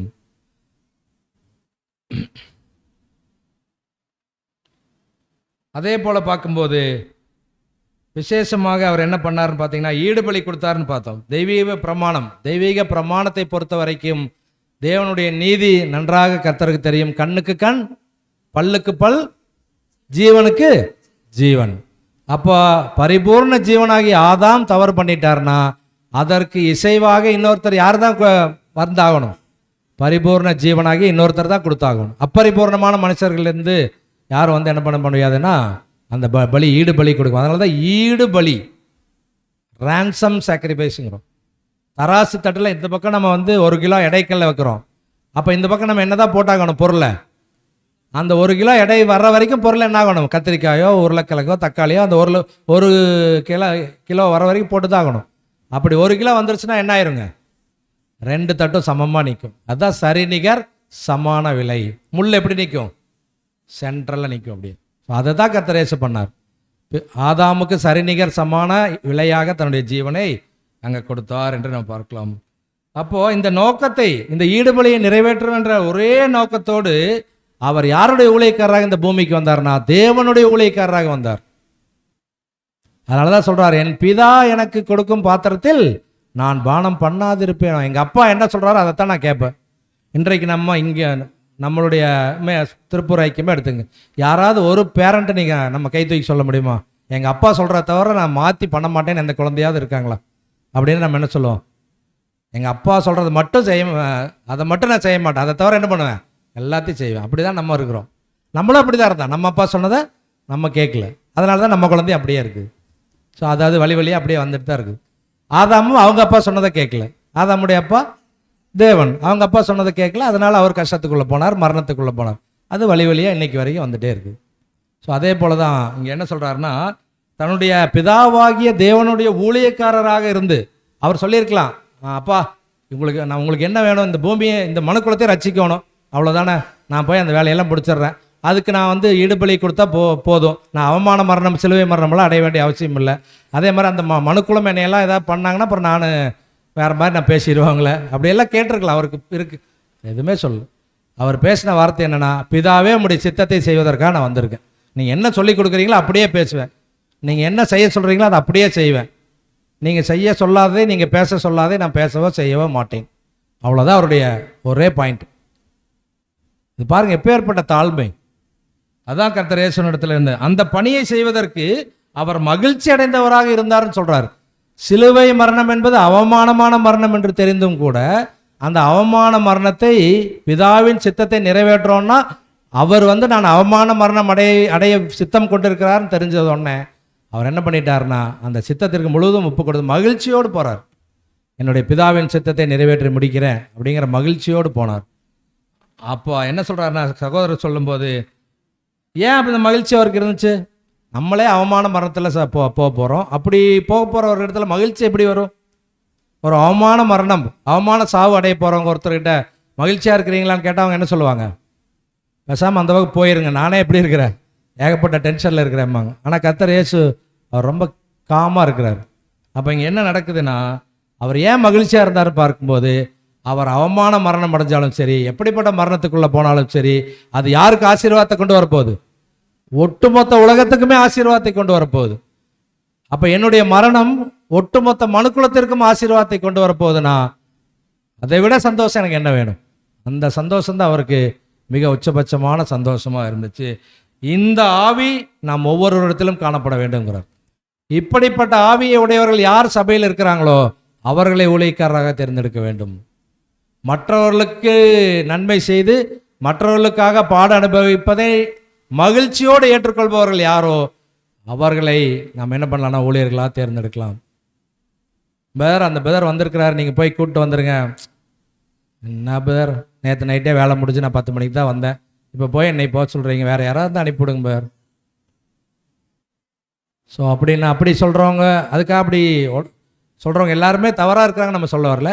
அந்த கஷ்டமான சூழ்நிலையிலும் கூட ஓகே பிரதர், அவ்வளோதானே பிரதர், சகோதரர் கூட்டிகிட்டு வரணும், அவ்வளோதானே, பரவாயில்ல, நான் ஒரு 1/2 தானே கழிச்சு தூங்க போகிறேன், பரவாயில்ல, சாக்ரிஃபைஸ் பண்ணுறேன் அப்படின்னு போகிறாங்க பாருங்க. அதுதான் சாக்ரிஃபைஷியல் மைண்ட். சின்ன சின்ன விஷயம் சகோதரர் ரசல் ரொம்ப அருமையாக ஒரு பாடத்தில் வேற ஒரு ரீப்ரிண்டில் குறிப்பிடுறார். சின்ன சின்ன விஷயங்கள், சின்ன சின்ன நம்ம செய்யக்கூடிய உதவிகள், சிறிது சிறிதாக நம்ம செய்யக்கூடிய நன்மைகள், சின்ன சின்ன விஷயங்களில் நம்ம காட்டக்கூடிய அக்கறைகள், இதுதான் நம்மளை பெரிய விஷயத்தில் மேலே கொண்டு போகுங்கிறது. அதனால தான் வசனம் சொல்லுது, கொஞ்சத்தில் உண்மையுள்ளவனாக இருந்தால் உன்னை அநேகத்தின் பேரில் என்ன வைப்பேன், அதிகாரியாக வைப்பேங்கிறார். நம்ம கொஞ்சத்திலே உண்மை இல்லை, சின்ன விஷயத்தில் உண்மை இல்லை, எப்படி கொண்டு போய் மேலே கர்த்தருடைய சரீரமாக வைப்பார்? வாய்ப்பே இல்லை. வேதமானவர்களாக இருப்பதாலோ, வேதமானவ சபையில் இருப்பதாலோ, சத்தியத்தை கேட்பதாலோ, சத்தியத்தை ஆடியோ கேட்பதாலோ, வீடியோ பார்ப்பதாலோ நம்ம கர்த்தருடைய சரீர அங்கமாக மாறிடுவோம்னா டெஃபினெட்லி நாட். ஸோ ரொம்ப ஆணித்தரமாக அதை எழுதுறாரு, எல்லா படங்களையும் குறிப்பிடுறார். வாய்ப்பே இல்லைங்கிறார். யார் ஒருவர் மனதார கீழ்ப்படிந்து மனத்தாழ்மை அணிந்து கொண்டு கர்த்தருடைய அடிச்சோடுகளை உண்மையாய் மரண பரியந்தம் பின்பற்றுகிறார்களோ அவர்கள் மாத்திரமே தேவனுடைய ராஜ்யத்தின் பிள்ளைகள். அவர்களை தவிர மற்றவர்கள் எல்லாரையும் தேவன் எதுக்காக வச்சிருக்கிறார்னா, நம்மளை பக்குவப்படுத்துவதற்காக, நம்மளை பண்படுத்துவதற்காக, நம்மை சரிப்படுத்துவதற்காக தான் மற்றவர்களை வச்சிருக்கிறாருங்கிறார். நம்ம ஏற்கனவே ஒரு பாடத்தில் குறிப்பிட்டோம், 2 விஷயம் இருக்குது, கல் இருக்குது, உளி இருக்குது. உளியை வச்சு தான் என்ன பண்ணுவாங்க, கல்லை செதுக்குவாங்க. நம்ம கல்லா உளியா, யார் முடிவு செய்ய வேண்டும்? நம்ம தான் முடிவு செய்யும். உளியாக இருந்தோம்னா நம்ம யாரை செதுக்கிட்டு இருப்போம்? பிரதர் இவர் சரியில்லை, பிரதர், சிஸ்டர் இவங்க சரியில்லை சிஸ்டர், செதுக்கிட்டே இருப்போம் அவங்கள. அவங்க என்ன ஆகிட்டு போயிடுவாங்க, செதுக்கி அவங்க கரெக்டாக பர்ஃபெக்டாக கல்லாகி போய் ஜீவனுள்ள ஆலயத்தின் கற்களாக போய் உட்காந்துருவாங்க. ஆவிக்குரிய ஆலயத்தின் ஜீவனுள்ள கற்களாக உட்காந்துருவாங்க. நம்மளை உளியாகவே அப்படியே கடைசி வரைக்கும் நம்ம உட்காந்துருக்க வேண்டியது. ஸோ அது ரொம்ப ஒரு எச்சரிப்புக்கு தான். இதெல்லாம் எதற்காக நம்ம பார்க்குறோன்னா, ஒரு எச்சரிப்பின் பாடங்களாக நம்ம பார்க்குறோம் அன்புக்குரிய சகோதர சார். அப்போ இந்த ஊழியத்தின் இந்த கொள்கையை நம்முடைய குணலட்சணமாகவே நம்ம கொண்டு வரணுங்கிறார். இது ஏதோ நடிப்புக்காகவோ இல்லை மற்றவங்க பார்ப்பதற்காகவோ செய்ய வேண்டிய அவசியம் இல்லை. இதை நம்முடைய குணலட்சணத்தின் ஒரு பகுதியாகவே கொண்டு வந்துடணுங்கிறாரு. Character, Christ like characterness, Christ like character அப்படின்னா என்ன சொல்லலாம்? கிரைஸ்ட் லைக் கேரக்டர், கிறிஸ்துவை ஒத்த குணலட்சணம், கிறிஸ்துவை ஒத்த குணலட்சணம், கிரைஸ்ட் லைக் கேரக்டர்.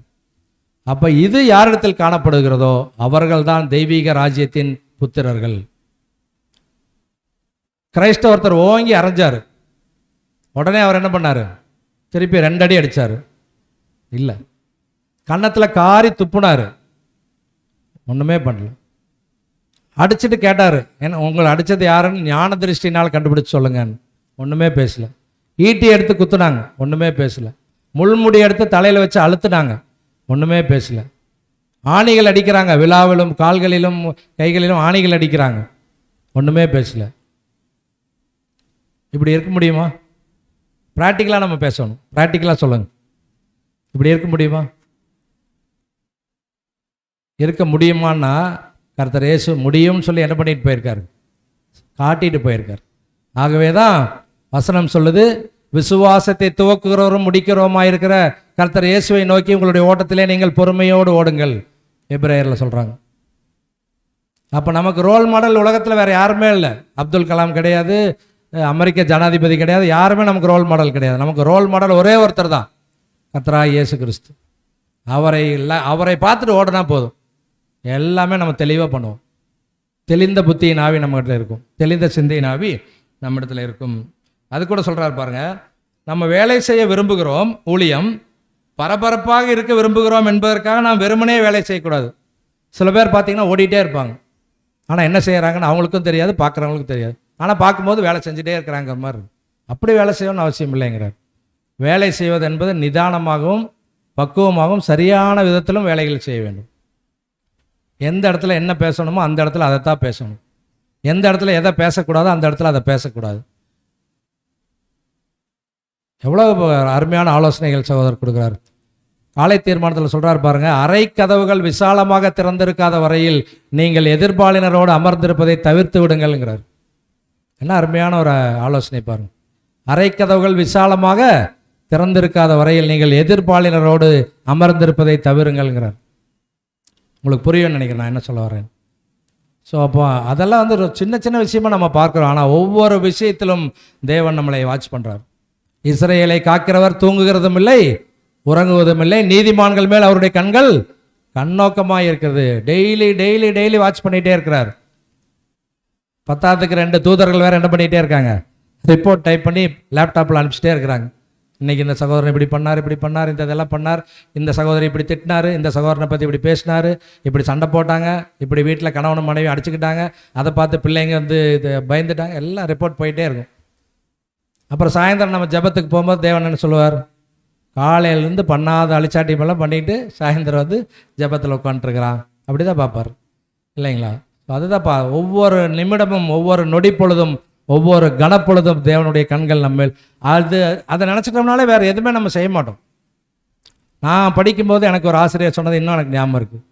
அவர் ஒரு கேள்வி கேட்டார் ஸ்கூலில், ஒரு 8வது 9வது படிக்கும்போது, நீ நல்லது எது கெட்டது எதுன்னு எப்படி தெரிஞ்சுக்குவே அப்படின்னு கேட்டார். நீங்கள் யூத்ஸ் மட்டும் பதில் சொல்லுங்கள், பெரியவங்க பதில் சொல்ல வேண்டாம். வாலிப பிள்ளைகளோ வாலிப பசங்களோ பதில் சொல்லுங்கள். நல்லது எது தீயது எதுன்னு எப்படி கண்டுபிடிப்பீங்க? பார்ப்பாங்க, யாராவது சொல்லலாம். நல்லது எது தீமையானது எதுன்னு எப்படி கண்டுபிடிப்பீங்க? சும்மா தெரிஞ்ச பதில் சொல்லுங்க.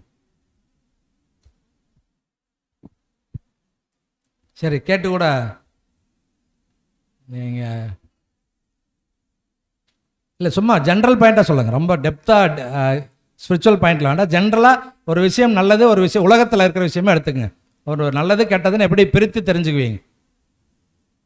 நீங்கள் செய்கிற விஷயம் நல்லதா கெட்டதான்னு எப்படி பிரித்து தெரிஞ்சுக்குவீங்க?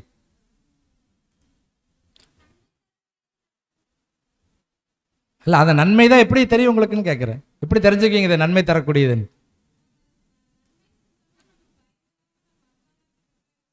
சூப்பர், பாப்பா ஆன்சர் சொல்லிட்டாங்க. இதே ஆன்சர் தான் அந்த ஆசிரியர் எனக்கு சொன்னார். நீ எந்த விஷயத்தை உங்கள் அப்பா அம்மாட்ட உன்னால் போய் சொல்ல முடியுதோ அந்த விஷயத்தை மாத்திரம் செய். ஏன்னா அதுதான் என்ன விஷயம், நல்ல விஷயம். நீ எந்த விஷயத்தை உங்கள் அப்பா அம்மாட்ட சொல்ல முடியலையோ அந்த விஷயமெல்லாம் என்ன விஷயம், தீமையான விஷயம். நான் படிக்கும்போது காலேஜுக்கு கட் பண்ணிவிட்டு சினிமாவில் போயிருக்கிறேன். அதெல்லாம் எங்கள் அப்பாட்ட சொல்ல முடியுமா? ஆனால் இப்போ சொல்லியிருக்கிறேன், அப்போ சொல்ல முடியல. ஏன்னா அது தெரிஞ்சுன்னா திட்டுவாங்க, பயம். அப்போ நமக்கே தெரியுது அது என்ன விஷயம்னு, தவறான விஷயம் தெரியுது. ஆனாலும் அது போய் செய்கிறோம், ஏன்னா அதில் கிடைக்கக்கூடிய அற்ப சந்தோஷம். ஸோ அதுதான் பார்க்குறோம். அப்போ அதான் சொல்கிறார். அப்போ உலகத்தின் விஷயத்திலேயே ஒரு ஆசிரியர் சொல்கிறார், உனக்கு உன்னுடைய அப்பா அம்மாட்ட சொல்லக்கூடிய அளவுக்கு இருக்கிற விஷயத்த நீ நன்மைன்னு தெரிஞ்சுக்கோ. எந்த விஷயத்த உங்கள் அப்பா அம்மாட்ட சொல்கிறதுக்கு நீ பயப்படுறியோ அந்த விஷயம் கெட்டதுன்னு தெரிஞ்சுக்கோன்னு நாங்கள் ஸ்கூல் படிக்கிற காலங்களில் ஏறக்குறைய 40 வருடங்களுக்கு முன்பாக அவர் சொல்லி கொடுத்தது. அப்போ நம்ம ஸ்பிரிச்சுவலாக எப்படி நல்லது தீமை கற்றுக்கலாம், ஸ்பிரிச்சுவலாக எப்படி நன்மை தீமை கற்றுக்கலாம்? பதில் வர மாட்டேங்குது. மீகா 6ஆம் அதிகாரம் 8ஆம் வசனம்.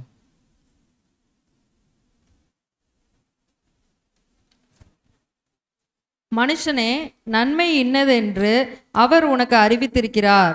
நியாயம் செய்து இரக்கத்தை சிநேகித்து உன் தேவனுக்கு முன்பாக மனத்தாழ்மையாய் நடப்பதை அல்லாமல் வேற எண்ணத்தை கர்த்தர் உன்னிடத்தில் கேட்கிறார். மனுஷனே, நன்மை இன்னதென்று அவர் உனக்கு அறிவித்திருக்கிறார். எதன் மூலமா அறிவித்திருக்கிறார்? இந்த 33,000க்கு மேற்பட்ட வசனங்கள் மூலமா அறிவித்திருக்கிறார். தேவனே என்ன பண்ணியிருக்காருன்னா, நமக்கு நன்மை இன்னதென்று அறிவித்திருக்கிறார். மனுஷனுக்கு என்ன செய்ய சொல்றாரு? நியாயம் செய்யுங்க.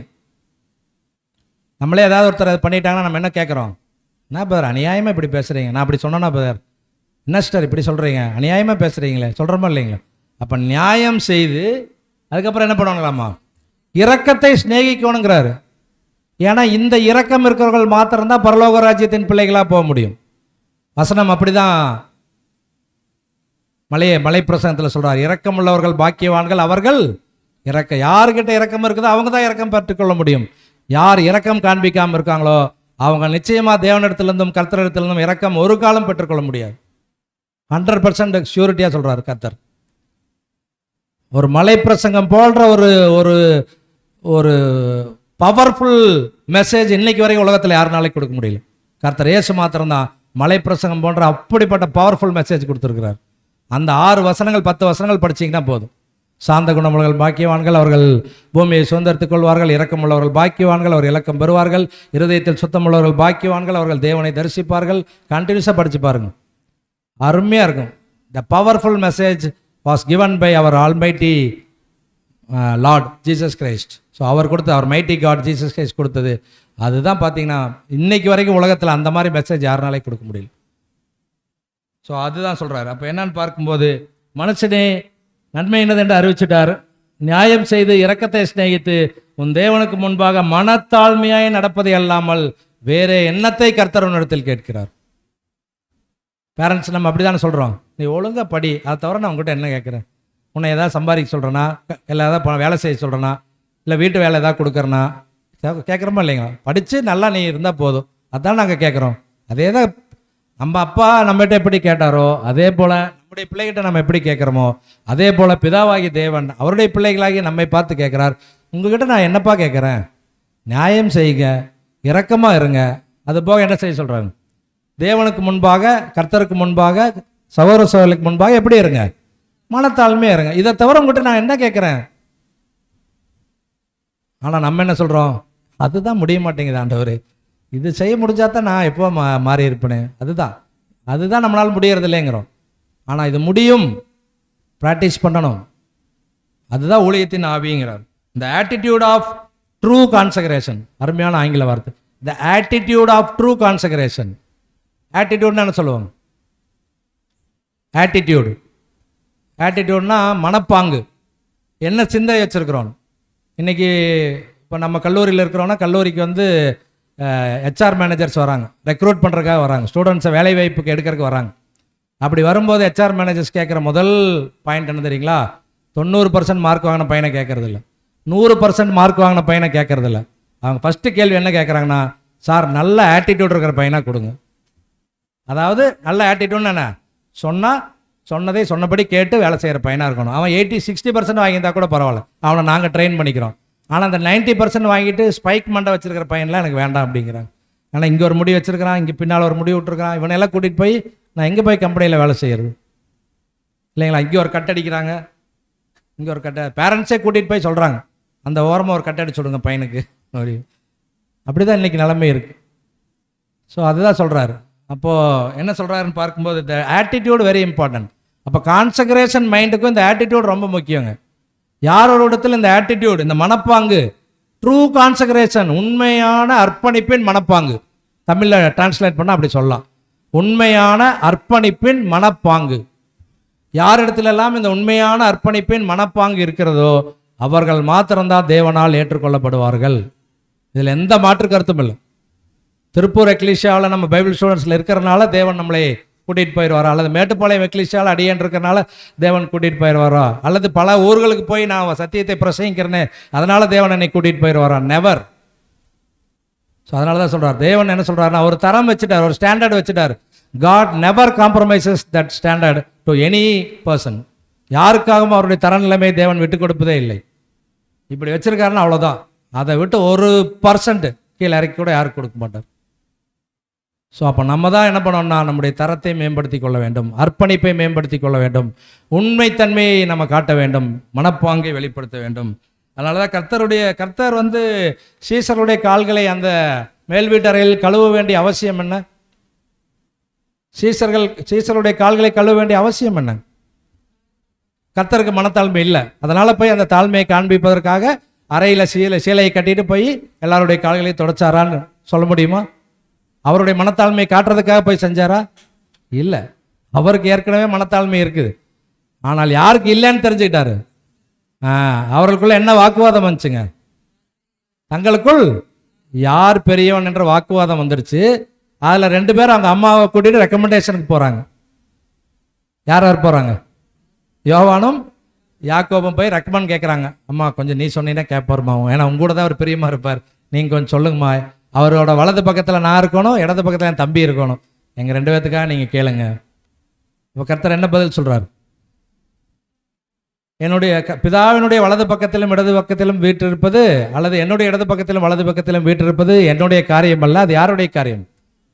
பிதா யாருக்கு அருள சித்தமாக இருக்காரோ அவர்களுக்கு அருளுவார். நீங்கள் உங்கள் வேலையை ஒழுங்காக செய்யுங்கிறார். நீங்கள் உங்கள் வேலையை ஒழுங்காக செஞ்சீங்கனாலே அந்த இடம் என்ன ஆயிரும்? ஆட்டோமேட்டிக்காக உங்களுக்கு வந்துடும். நீங்கள் ரெக்கமெண்டேஷன்லாம் கூட்டிகிட்டு வர வேண்டிய அவசியமே இல்லை. அதான் அவர் சொல்கிறார். ஓகேங்களா? அப்போ சீசர்களுக்கு கால்களை கழுவுவது தன்னுடைய தாழ்மையை மற்றவர்கள் தெரிஞ்சு கொள்ளணுக்காக அவர் கழுவல, சீசர்களுக்கு மனத்தாழ்மையினா என்னன்னு புரிய வைப்பதற்காக கழுவுறார். ஆகவே தான் வசனம் சொல்றார், குருவும் போதகருமாகிய நானே உங்களுடைய கால்களை கழுவுனது உண்டானால் நீங்கள் இன்னும் இறங்கி போவது எந்த அளவுக்கு முக்கியம் என்ற கேள்வி அங்கு கேட்பதை நம்ம பார்க்கிறோம். அன்புக்குரிய சகோதர சகோதரிகளை, ஓகே பார் சொல்லிட்டீங்களா? வரக்கூடிய பாசவரில் என்ன பண்ண போகிறோம்? வரிசை எல்லாத்தையும் உட்கார வச்சு ஒரு பெரிய தட்டை எடுத்துகிட்டு வந்து எல்லாத்துக்கு காலையும் தண்ணி ஊற்றி கழுவிடுறோம். அது பண்ணலாமா? பண்ணலாமா பண்ணக்கூடாதுங்களா? கரெக்டான பதில் 2 பதில் தான் சொல்லணும். பண்ணலாமா பண்ணக்கூடாதா? யாரெல்லாம் பண்ணலான்னு சொல்கிறீங்க? கை கரங்களை உயர்த்துங்க. யாருமே இல்லையா? மற்ற எல்லாருமே பண்ணக்கூடாதுங்கிறீங்களா? சரி, சகோதரங்க என்ன கொடுக்குறாரு தெரியுங்களா? நீங்கள் ஒருவேளை கால்களை கழுவுற அளவுக்கு சூழ்நிலை போனால் கூட என்ன பண்ணுங்க? பண்ணுங்க. ஆனால் கர்த்தர் செய்தாருன்னு அதை மாடலாக எடுத்துகிட்டு பண்ணாதீங்க. கர்த்தர் பண்ணது சீசர்களுக்கு மனத்தாழ்மையை கற்பிப்பதற்காக அவர் பண்ணி காமிச்சார். அதனால் எல்லா பாசவர்லையும் எல்லாத்தோடைய கால்களை கழுவணுங்கிறது அது அவசியமே இல்லை. ஆனால் ஒருவேளை நம்முடைய உடன் சகோதர சகோதரிக்கு கால்களை கழுவக்கூடிய அளவிற்கு ஒரு ஊழிய வாய்ப்பு நமக்கு கிடைச்சா அதை நம்ம தவற விட்டு விடக்கூடாது. அதான் பாயிண்ட். அப்போ என்ன சொல்கிறாருன்னு பார்க்கும்போது, நம்மில் எவரும் கால்களை கழுவுவதினாலேயோ அல்லது வேறு எந்த முறையிலோ கிறிஸ்துவின் சரீரத்தின் உடன் அங்கத்திற்கு ஊழியம் செய்வதற்கான வாய்ப்பிற்காக மகிழ்ச்சி அடைய வேண்டும். மகிழ்ச்சி அதில் வரணும். உடன் ஊழியர்களுக்கு செய்யக்கூடிய அல்லது உடன் சகோதரர்களுக்கு செய்யக்கூடிய, உடன் சகோதரிக்கு செய்யக்கூடிய அந்த ஊழியத்தில் மகிழ்ச்சி வரணும். அதுதான் சொல்கிறார், மிக முக்கியமான காரியம். அப்போ இதுதான் உண்மை ஊழியம்ங்கிறார். இதுதான் உண்மை ஊழியம். இந்த உண்மை ஊழியத்தை என்னன்னு சொல்கிறாருன்னா, சகோதரர் சிடிஆர் என்ன சொல்கிறாருன்னா, இந்த கிரேட் ப்ரிவிலேஜுங்கிறார். ப்ரிவிலேஜ்னா என்ன? ப்ரிவிலேஜ்னா ஒரு ஸ்லாக்கியம், ஒரு முன்னுரிமை. இப்போ ஒரு இடத்துல நீங்கள் வேலை செய்கிறீங்க, நீங்கள் தான் அந்த இடத்துல இருக்கிற எல்லா வேலையும் தெரிஞ்சு வச்சுருக்கீங்கன்னு வைங்க. அந்த நிறுவனம் உங்களுக்கு முன்னுரிமை கொடுக்குமா, மற்றவருக்கு முன்னுரிமை கொடுக்குமா? உங்களுக்கு தான். ஏன்னு கேட்டால் உங்களுக்கு தான் எல்லா வேலையும் தெரியும். ஸோ அதுபோலவே யார் உண்மை ஊழியம் செய்கிறாங்களோ அவர்களுக்கு தான் பிதாவாகிய தேவனும் கர்த்தரும் ப்ரிவிலேஜ் கொடுப்பாங்க. அதனால தான் இந்த ஊழியம் என்பது கிரேட் ப்ரிவிலேஜுங்கிறார், சாதாரண ப்ரிவிலேஜ் இல்லைங்க. உண்மை ஊழியம் என்பது மாபெரும் ஸ்லாக்கியம். டைட்டில் அப்படி தான் சகோதரர் தமிழாக்கம் பண்ணியிருக்காங்க, உண்மை ஊழியத்தின் மாபெரும் ஸ்லாக்கியம் என்று நம்ம பார்க்கிறோம். அப்போ சகோதரர்களாக ஒருவருக்கொருவர் இந்த தாழ்மையான ஊழியத்தை செய்வதை காட்டிலும் தங்களை மேலானவர்களாக எண்ணக்கூடாது. நம்ம ஒருபோதும் நம்மை மேலானவர்களாக எண்ணக்கூடாது. எப்பொழுதுமே நம்ம எல்லாருக்கும் கீழானவர்கள் தான். வரும்போது கூட அந்த பாயிண்ட் டிஸ்கஸ் பண்ணிட்டு வந்தோம். அப்போஸ்தலன் பவுல் 3 வார்த்தைகள் பேசுகிறார். ஒரு இடத்துல சொல்கிறார், அப்போஸ்தலர் எல்லாரிலும் நான் சிறியவன்கிறார். சிறியவர் அவர். அப்போஸ்தலர் எல்லாரிலும் ஏகப்பட்ட நிருபங்களை புதிய ஏற்பாட்டில் எழுதுனது யார் தான்? அப்போஸ்தலன் பவுல். கப்பர் பிரயாணம் அதிகமாக போனது யார்? அப்போஸ்தலன் பவுல். சிறைச்சேதத்தில் அதிகமாக இருந்தது யார்? அப்போஸ்தலன் பவுல். அடிகள் அதிகமாக பட்டது யார்? அப்போஸ்தலன் பவுல். ஒரு ராப்பகல் முழுவதும் கடல்லையே இருந்த ஒரு மிதக்கும் மிதவை பிடிச்சிட்டு ஒரு ராப்பகல் முழுவதும் கடல்லையே இருந்திருக்கார், 24 hours. அந்த மாதிரி எந்த ஒரு அப்போஸ்தலனும் செஞ்ச மாதிரி பதிவுகள் இல்லை. ஆனால் தாழ்மையில் அவர் சொல்றார், அப்போஸ்தலர் எல்லாரிலும் நான் சிறியவன். இன்னொரு வார்த்தை என்ன சொல்றாரு? 3 வார்த்தைகள் பேசுறார். அப்போஸ்தலர் எல்லாரிலும் நான் சிறியவன். இன்னொரு வார்த்தை என்ன சொல்றாரு? அப்போஸ்தலர் எல்லாரிலும் நான் குறைவுபட்டவன்கிறார். எல்லாரை விட நான் குறைவா இருக்கிறேன், நான் பெருசா ஒன்றும் என்னால் பண்ண முடியலைங்கிறார். இன்னொரு வார்த்தை என்ன சொல்றாருன்னா, பரிசுத்தவான்கள் எல்லாரிலும் நான் குறைவுபட்டவன்கிறார். பிலிப்பியர் 2ஆம் அதிகாரம் 3ஆம் வசனம். ஒன்றையும் வாதினாலாவது வீண் பெருமையினாலாவது செய்யாமல் மனத்தாழ்மையினாலே ஒருவரை ஒருவர் தங்களிலும் மேன்மையானவர்களாக எண்ண கடவீர்கள். ஒன்றையும் வாதினாலாவது, வாதம் என்னது? வாதம் என்னது? தமிழாக்கம் கொஞ்சம் கடினமாக இருக்குது. வாதம் என்னதுங்க? ஆர்குமெண்ட், அவ்வளோதாங்க. இங்கிலீஷில் பார்த்தீங்கன்னா ஆர்குமெண்ட், ஒருத்தருக்கு ஒருத்தர் விவாதம் பண்ணுறது, அதுதான் வாது. ஒரு பிரதர் சொன்னார், உடனே என்ன பண்ணுறது? நோ பிரதர், நீங்கள் சொல்கிறதெல்லாம் அப்படியெல்லாம் செய்ய முடியாது. வாது, ஒன்றையும் விவாதத்தினால் நீங்கள் ஒன்றும் பண்ண முடியாதுங்கிறார். அதுக்கப்புறம் வீண் பெருமை. வேறு என்னை பற்றி தெரியாத பேர், நான் 30 வருஷமாக இந்த வேலையிலே இருக்கிறவன், எனக்கு தெரியாத இதெல்லாம் நீங்கள் இன்றைக்கி வந்து சொல்லி கொடுக்குறீங்க. ஸோ அதான் வீண் பெருமை. அப்போ ஒன்றையும் வாதினாலாவது வீண் பெருமையினாலாவது செய்யாமல் மன தாழ்மையினாலே ஒருவர் தங்களிலும் மேன்மையானவர்களாக எண்ண கடவீர்கள். இப்போ நான் உங்களை எப்படி பார்க்கணும்னா, என்னிலும் நீங்கள் எல்லாரும் மேன்மையானவர்கள் தான் பார்க்கணும். அதே போல தான் உங்கள் உடன் சகோதரர்கள் ஒவ்வொருவரும் ஒருவர் நீங்கள் எல்லாரிலும் ஒருவர் மேன்மையானவர்களாக பார்க்கணும். இந்த பார்வை வந்துச்சுனாலே சபைகளில் எந்த குழப்பமும் இருக்காது, எந்த பிரச்சனைகளும் வராது, பிரிவினைகள் இருக்காது, மார்க்க பேதங்கள் வராது, கருத்து வேறுபாடுகள் வராது, கசப்புகள் வராது, எதுவுமே வராது. இதெல்லாம் இல்லாதனால தான் சாத்தான் வஞ்சகமாக சபைகளுக்குள்ள இதெல்லாம் கொண்டு வரோம். சரிங்களா? அப்போ கர்த்தர் இயேசு அவருடைய ஜீவனை ஒவ்வொரு கணமும் ஒவ்வொரு நாளும் அவர் என்ன பண்ணிட்டு வந்தாராமா? கையளித்துட்டு வந்தாருங்க. ஒவ்வொரு கணமும் ஒவ்வொரு நாளும் தன்னுடைய ஜீவனை பிதாவாகிய தேவனுடைய பாதத்தில் ஊற்றிட்டே வந்தார். அதனால தான் கடைசியில் அவர் போகும்போது கெத்சமனேயில் அவர் அந்த இரத்த வேர்வையாக வெளிப்பட்டது. அந்த அளவுக்கு அவருக்கு ப்ரெஷர், ஹை பிளட் ப்ரெஷர், அது மூளை நரம்புகளை வெடிக்க செய்து அதன் மூலமாக அந்த இரத்த வியர்வை வெளியேறியது என்று நம்ம பார்க்கிறோம். ஸோ அந்த அளவுக்கு அவர் என்ன பண்ணுறாருன்னா வியாகுலப்படுகிறார்.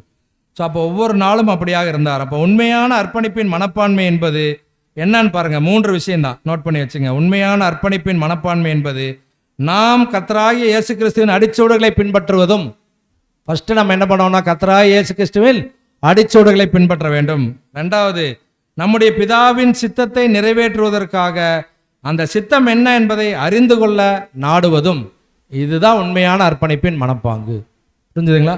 இப்போ உண்மையான அர்ப்பணிப்பின் மனப்பாங்கு என்பது நாம் கர்த்தராகிய இயேசு கிறிஸ்துவின் அடிச்சூடுகளை பின்பற்ற வேண்டும், பிதாவின் சித்தத்தை நிறைவேற்ற வேண்டும். அப்படி பிதாவின் சித்தத்தை நம்ம நிறைவேற்றோம்னா முதல்ல நமக்கு என்ன தெரிஞ்சிருக்கணுங்க? பிதாவின் சித்தம்னா என்னன்னு தெரிஞ்சிருக்கணும். அது தெரிஞ்சால் தான் நீங்கள் சித்தத்தை நீங்கள் நிறைவேற்றுவீங்க. நான் நிறைவேற்றுவேன். ஸோ அப்போ பிதாவின் சித்தத்தை அறிந்து கொள்ள முதலாவது நாட வேண்டும். சரி, இப்போ கேள்வி நான் முன்னால் வைக்கிறேன். பிதாவின் சித்தத்தை எப்படி அறிந்து கொள்வது? உங்களுடைய வாழ்க்கையில் பிதாவின் சித்தத்தை எப்படி அறிஞ்சுக்குவீங்க? சத்தியம் இப்போ இவ்வளோ நாள் படிச்சுட்டு தான் இருந்தோம். பிதாவின் சித்தம் யாராவது ஒருத்தர் சொல்லுங்க பார்க்கலாம். என்னுடைய வாழ்க்கையில் இதான் பிதாவின் சித்தம், நான் தெரிஞ்சிட்டேன் சார் அப்படின்னு யாராவது சொல்லுங்க. பிதாவின் சித்தத்தை எப்படி அறிந்து கொள்வது? சொன்ன ஆன்சர் கரெக்டு தான். சத்தியத்தில் தான் சத்தியத்தை படிப்பதில் தான் இருக்குது. ஆனால் இன்னும் கொஞ்சம் டெப்த் பாயிண்ட் இருக்குது, அவ்வளோதான். வசனத்தின்படி வாழ்க்கையை வாழ்வது, அருமையான பாயிண்ட். அது வேறு பாயிண்ட்ஸ் ஏதாவது சொல்லாங்களா? பிதாவின் சித்தத்தை எப்படி அறிந்து கொள்வது சிஸ்டர்? அதான் பிரதரும் அதே சொன்னார். வசனங்களின்படி வாழ்க்கை, வசனங்களின்படி வாழ்க்கை என்பது ரொம்ப சிம்பிளாக சகோதரர் சொல்கிறார். நம்முடைய தனிப்பட்ட தியானங்கள், அவ்வளோதான். யார் ஒருவர் தங்களுடைய தனிப்பட்ட தியானத்தில் அதிகமாக தியானிக்கிறார்களோ அவர்களுக்கு தேவன் அவர்களுடைய வாழ்க்கையில் தேவனுடைய சித்தம் என்ன என்பதை வெளிப்படுத்துவார். யாரிடத்தில் தனிப்பட்ட தியானங்கள் இல்லையோ, தனிப்பட்ட படிப்புகள் இல்லையோ, தனிப்பட்ட நேரம் செலவிடுதல் இல்லையோ, தனிப்பட்ட ஜெபங்கள் இல்லையோ, அவர்களுடைய வாழ்க்கையில் தேவ சித்தத்தை அவர்களால் அறிந்து கொள்ளவே முடியாது.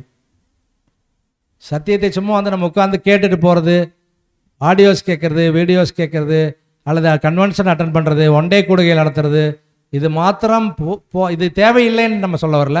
நிச்சயம் இவைகள் எல்லாம் நம்முடைய ஆவிக்குரிய வாழ்க்கையினுடைய முன்னேற்றத்துக்கான விஷயங்கள் தான். ஆனால் இவைகள் மாத்திரம் போதாது நாம் தேவனுடைய சித்தத்தை அறிந்து கொள்வதற்கு. ஒருவர் தேவனுடைய சித்தத்தை அறிந்து கொள்ள வேண்டும் என்றால் தனிப்பட்ட தியானங்கள் மிக மிக மிக மிக மிக அவசியம். சகோதரர் கேள்வி எப்படி கேட்குறாருன்னா, ஒவ்வொரு நாளும் தேவனுடைய சமூகத்தில் நீங்கள் எவ்வளவு நேரம் செலவழிக்கிறீர்கள்? நான் கேட்கல, சகோதரர் கேட்கிறார். ஒவ்வொரு நாளும் தேவனுடைய சமூகத்தில் எவ்வளவு நேரம் செலவழிக்கிறீர்கள்? அதை பொறுத்து தான் நம்ம தேவ சித்தத்தை அறிந்து கொள்ள முடியும். அப்போ இதுதான் கர்த்தரும் அவர் பண்ணார். கர்த்தர் எவ்வளோ நேரம் டெய்லி செலவு பண்ணாருங்க பிதாவாகிய தேவனோடு? இதே 24 மணி நேரமே வச்சுங்க, அன்றைக்கும் 24 மணி நேரம் தான் இருந்திருக்கும். கர்த்தர் எவ்வளோ நேரம் செலவு பண்ணார் பிதாவாகி தேவனோடு நெருங்கி இருப்பதற்கு? 24 மணி நேரமும் செலவு பண்ணார். அப்போ நம்ம என்ன சொல்லுவோம், பிரதர் அவருக்கு ஃபுல் டைம் ஊழியமே அதுதான் பிரதர், அதனால் அவர் போய் நான் வேலைக்கு போக வேண்டாமா, எங்கள் வீட்டுக்காரர் இட்லி சுட்டா ஒத்துக்க மாட்டார், தோசை தான் கேட்பார், தோசைக்கே 1 மணி நேரம் ஆகும், இதெல்லாம் நான் செய்ய வேண்டாமா பிரதர் நம்ம கேட்போம். ஆனால் தேவன் என்ன என்ன சகோதரர் என்ன பாயிண்ட் கொடுக்குறாருன்னா, அதுக்கு தேவ சித்தத்தை அறிந்து கொள்வதற்கு நமக்கு கிடைக்கப்பட்ட நேரங்களை எப்படி மீட்டெடுக்க வேண்டும் என்று தெரிஞ்சுக்கணுங்கிறார். How to redeem our time, காலத்தை பிரயோஜனப்படுத்துவது எப்படி. முன்னாலெல்லாம் நான் 5 சீரியல் பார்த்துட்டு இருந்தேன் பிரதர், இப்போ தான் 3 சீரியலாக குறைச்சிருக்கிறேன். நம்ம அந்த 2 சீரியலோட டைம் என்ன பண்ணலாம், உட்காந்து வேதத்தை வாசிக்கலாம். முன்னாலெல்லாம் நான் என் ஃப்ரெண்ட்ஸுக்கு ஃபோன் பண்ணி நான் நிறைய பேசுவேன் பிரதர், இன்றைக்கி நான் ஃப்ரெண்ட்ஸையே கட் பண்ணிட்டு வரேன் அப்படி. எனக்கு தெரிஞ்ச ஒரு சகோதரர், அவருக்கு இருக்கிற மாதிரி ஃப்ரெண்ட்ஸ் நம்ம யாருக்குமே இருந்திருக்காது. அவர் படிக்கிற காலத்தில், அவர் வேலைக்கு வந்த காலத்தில் அவருக்கு இருந்த மாதிரி ஃப்ரெண்ட்ஷிப் குரூப் நம்ம யாருக்குமே இருந்திருக்காது. அவ்வளோ ஃப்ரெண்ட்ஷிப் வச்சுருப்பார். இந்த சத்தியம் கேட்ட பிற்பாடு அந்த குரூப்பில் இருந்து ஒரே ஒரு நண்பர் கூட இன்றைக்கி அவர் கூட இல்லை, ஒரே ஒரு நண்பர் கூட அவர் கூட இல்லை. ஆனால் அந்த நண்பர்கள் எனக்கும் ஒரு அறிமுகமாக இருக்குது, சகோதரருடைய பெயர்கள் வேண்டாம். அவர்கள் எங்கள் இடத்துல பேசுவாங்க, என்ன அவ்வளோ ஃப்ரெண்டாக இருந்தாப்புல, எங்கள் கூட அவ்வளோ க்ளோஸாக இருந்தாப்புல, ஒரே இதில் அப்படியே பிச்சுட்டு போயிட்டாப்புல, எங்கள் கூட எல்லாம் தொடர்புலேயே வரமாட்டேங்கிறாப்புல, என்ன தான் பிரச்சனை, நம்ம உலகத்தோடு என்ன ஆக முடியாது, போக முடியாது, அவ்வளோதான். ஸோ கட் பண்ணி தான் வந்தாகணும். ஸோ அதுதான் சொல்கிறாரு. அப்போ அந்த மாதிரி நம்ம கண்ணு முன்னாலே லைவ் எக்ஸாம்பிள்ஸ் வாழ்ந்துட்டு இருக்கிறாங்க, வாழ்ந்து இருந்தாங்க, வாழ்ந்து கொண்டு இருக்கிறாங்க. அப்போ நம்ம ஏன் நம்மளால் பண்ண முடியாது? ஒரு சகோதரனால் ஒரு சகோதரினால் செய்ய முடிகிறது என்றால் ஏன் நம்மளால் முடியாது? நம்மளால் ஏன் முடியலன்னா அதுக்கு நம்ம முயற்சியே எடுக்கலை, அதுக்கு பிரயாசமே செய்யலை நம்ம. அப்போ எப்படி நமக்கு அதை நிறைவேற்ற முடியும்? அதான் அன்புக்குரிய சகோதர சகோதரிகளே, அர்ப்பணிப்பின் மனப்பான்மை, அதுவும் உண்மையான அர்ப்பணிப்பின் மனப்பான்மை என்பது நாம் கர்த்தராகிய இயேசுவின் அடிச்சுவடுகளை பின்பற்ற வேண்டும், பிதாவின் சித்தத்தை நிறைவேற்ற வேண்டும். பிதாவின் சித்தத்தை நிறைவேற்றோம்னா முதல்ல பிதாவின் சித்தம் நம்முடைய வாழ்க்கையில் என்ன என்பதை தெரிந்து கொள்ள வேண்டும். அது தெரிந்து கொள்ளணும்னா தனிப்பட்ட தியானங்கள் ரொம்ப அவசியம். இதையெல்லாம் செஞ்சோம்னா தான் நம்மளால் உண்மையான அர்ப்பணிப்புக்குள்ளேயே வர முடியும். அது வரைக்கும் நம்ம பேரளவிலான அர்ப்பணிப்பில் தான் நம்ம இருப்போம். இன்னொரு பாடத்தில் கேள்வி பதிலில் வாட் பாஸ்டர் ரசல் செட், அந்த தமிழாக்கம் இப்போ வந்திருக்கு, அதில் கேள்விகளை நீங்கள் படிச்சிங்கன்னா அதில் ஞானஸ்தானத்தை குறித்து சகோதரர் பேசும்போது, ஒருவேளை அர்ப்பணிப்பின் மனப்பான்மை இல்லாமல் யாரொருதாவது ஞானஸ்தானம் எடுத்திருந்தார், ஆனால் அது தேவனுடைய பார்வையை பொறுத்தவரையில் வெறும் குளியல் மட்டுமேங்கிறார். பாத்திங் உள்ள என்ன ஆயிட்டாருங்க, முழுங்கி வெளியில் வந்துட்டார், குளிச்சுட்டு வெளியில் வந்திருக்காரு, அவ்வளோதான். பாத் அப்படின்னு ஆங்கிலத்தில் பாத்துன்னு குறிப்பிடுறார். இப்போ யார் ஒருவர் உண்மையான அர்ப்பணிப்பின் மனப்பான்மை இல்லாமல் ஞானஸ்நான உடன்படிக்கைக்குள்ளாக கடந்து போனாரோ அவர் ஒரு குளியலுக்குள்ளாக கடந்து போய் வந்திருக்கிறார். அவருடைய ஞானஸ்தானத்தை தேவன் ஒருபோதும் அங்கீகரிப்பதே இல்லை என்று நாம் பார்க்கிறோம். ஸோ அதனால் அது யாருக்கு தான் தெரியும்? எனக்கு பேப்டிஸ்டை கொடுத்த பிரதருக்கு நல்லா தெரியும் பாரு நான் எப்படின்னு, தெரியுமா? தெரியும். ஏன்னா நம்ம அவர் முன்னால் நடிச்சிருவோம், நல்ல பிள்ளையாக நடிச்சிருவோம், அதனால் கண்டுபிடிக்க முடியாது. இப்போ யாருக்கு தெரியும்? தேவனுக்கும் கர்த்தருக்கும், மூணாவதா அந்த உடன்படிக்கை எடுத்த அந்த தனிப்பட்ட சகோதரனுக்கு, அவருக்கு தெரியும் நான் என்ன மனநிலையில் உடன்படிக்கை எடுத்தோம், தான் என்ன மனநிலையில் இருந்து உடன்படிக்கை எடுத்தோம் என்பது அந்த தனிப்பட்ட சகோதரனுக்கும் சகோதரிக்கும் தெரியும். அப்படிப்பட்டு எடுத்திருந்தாங்கன்னா, அர்ப்பணிப்பின் சிந்தை இல்லாமல் அந்த உடன்படிக்கைக்குள்ளே போயிருந்தா அது வெறும் குளியல்ங்கிறார். டெய்லி நம்ம குளிக்கிறோம் இல்லைங்களா, இந்த புறம்பான அழுக்கு போக்குவதற்காக, அதுபோல் இதுவும் ஒரு குளியலுங்கிறார். ஸோ ரொம்ப கவனமாக எச்சரிப்பாக நம்ம இருக்கணும். கடைசியாக நம்ம பார்க்கும்போது என்ன சொல்கிறாருன்னு பார்க்கும்போது, கலாத்தியர் 6:10 நம்ம அடிக்கடி வாசித்த வசனங்கள் தான். ஆகையால் நமக்கு கிடைக்கும் சமயத்திற்கு தக்கதாக யாவருக்கும் விசேஷமாக விசுவாச குடும்பத்தார்களுக்கும் நன்மை செய்ய கடவோம். ஆகையால் நமக்கு கிடைக்கும், அடுத்து படிங்க. ஆகையால் நமக்கு கிடைக்கும் அப்படின்னா எல்லாத்துக்கும் என்ன இருக்குன்னு சொல்றாருங்க. யாராவது டைம் இல்லைன்னு சொன்னாங்கன்னா தயவுசெய்து நான் சொல்கிறேன், மன்னிச்சுக்குங்க, டைம் இல்லைன்னு சொல்கிறவங்க எல்லாருமே தேவனுடைய பார்வையில் பொய் பேசுகிறவர்கள். யார் எனக்கு டைம் இல்லை பிரதர்ன்னு சொல்கிறோமோ, யார் எனக்கு டைம் இல்லை சிஸ்டர்ன்னு சொல்கிறோமோ, தேவனுடைய பார்வையில் மிகப்பெரிய பொய்யை பேசிகிட்டு இருக்கிறோம். ஏன்னா எல்லாருக்கும் தேவன் டைம் கொடுத்துருக்கிறார். ஆகவே தான் கலாத்து சபைக்கு அப்போஸ்தலன் பவுல் எழுதும்போது சொல்கிறார், நமக்கு கிடைக்கும் சமயத்திற்கு தக்கதாக. உங்களுக்கு என்ன சமயம் கிடைக்குதோ அந்த டைமில் நீங்கள் பண்ணுங்கள், அவ்வளோதான். உங்களுக்கு முடியாத டைமில் நான் என்ன பண்ணல, கேட்கல. உங்களுக்கு சமயம் கிடைக்கும்போது நீங்கள் என்ன பண்ணுங்கன்னா, யாவருக்கும், அப்படின்னா என்ன யாவருக்கும்னா,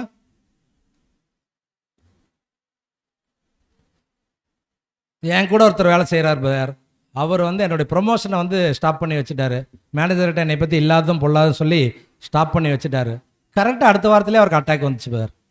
தேவன் எப்படி ஒரு தண்டனை கொடுத்துருக்காரு பார்த்தீங்களா, எப்படி கரெக்டாக அவரை பனிஷ் பண்ணிட்டார் பார்த்தீங்களா. கரெக்டாக அப்படி நம்ம பேசல, அப்படி பேசுகிறவங்க அநேகரே அடியன்னு கேட்டிருக்கேன்.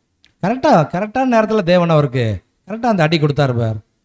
நோ, அப்படி பார்த்தோம்னா நம்ம தேவன் நமக்கு எத்தனை அடி கொடுக்குறது?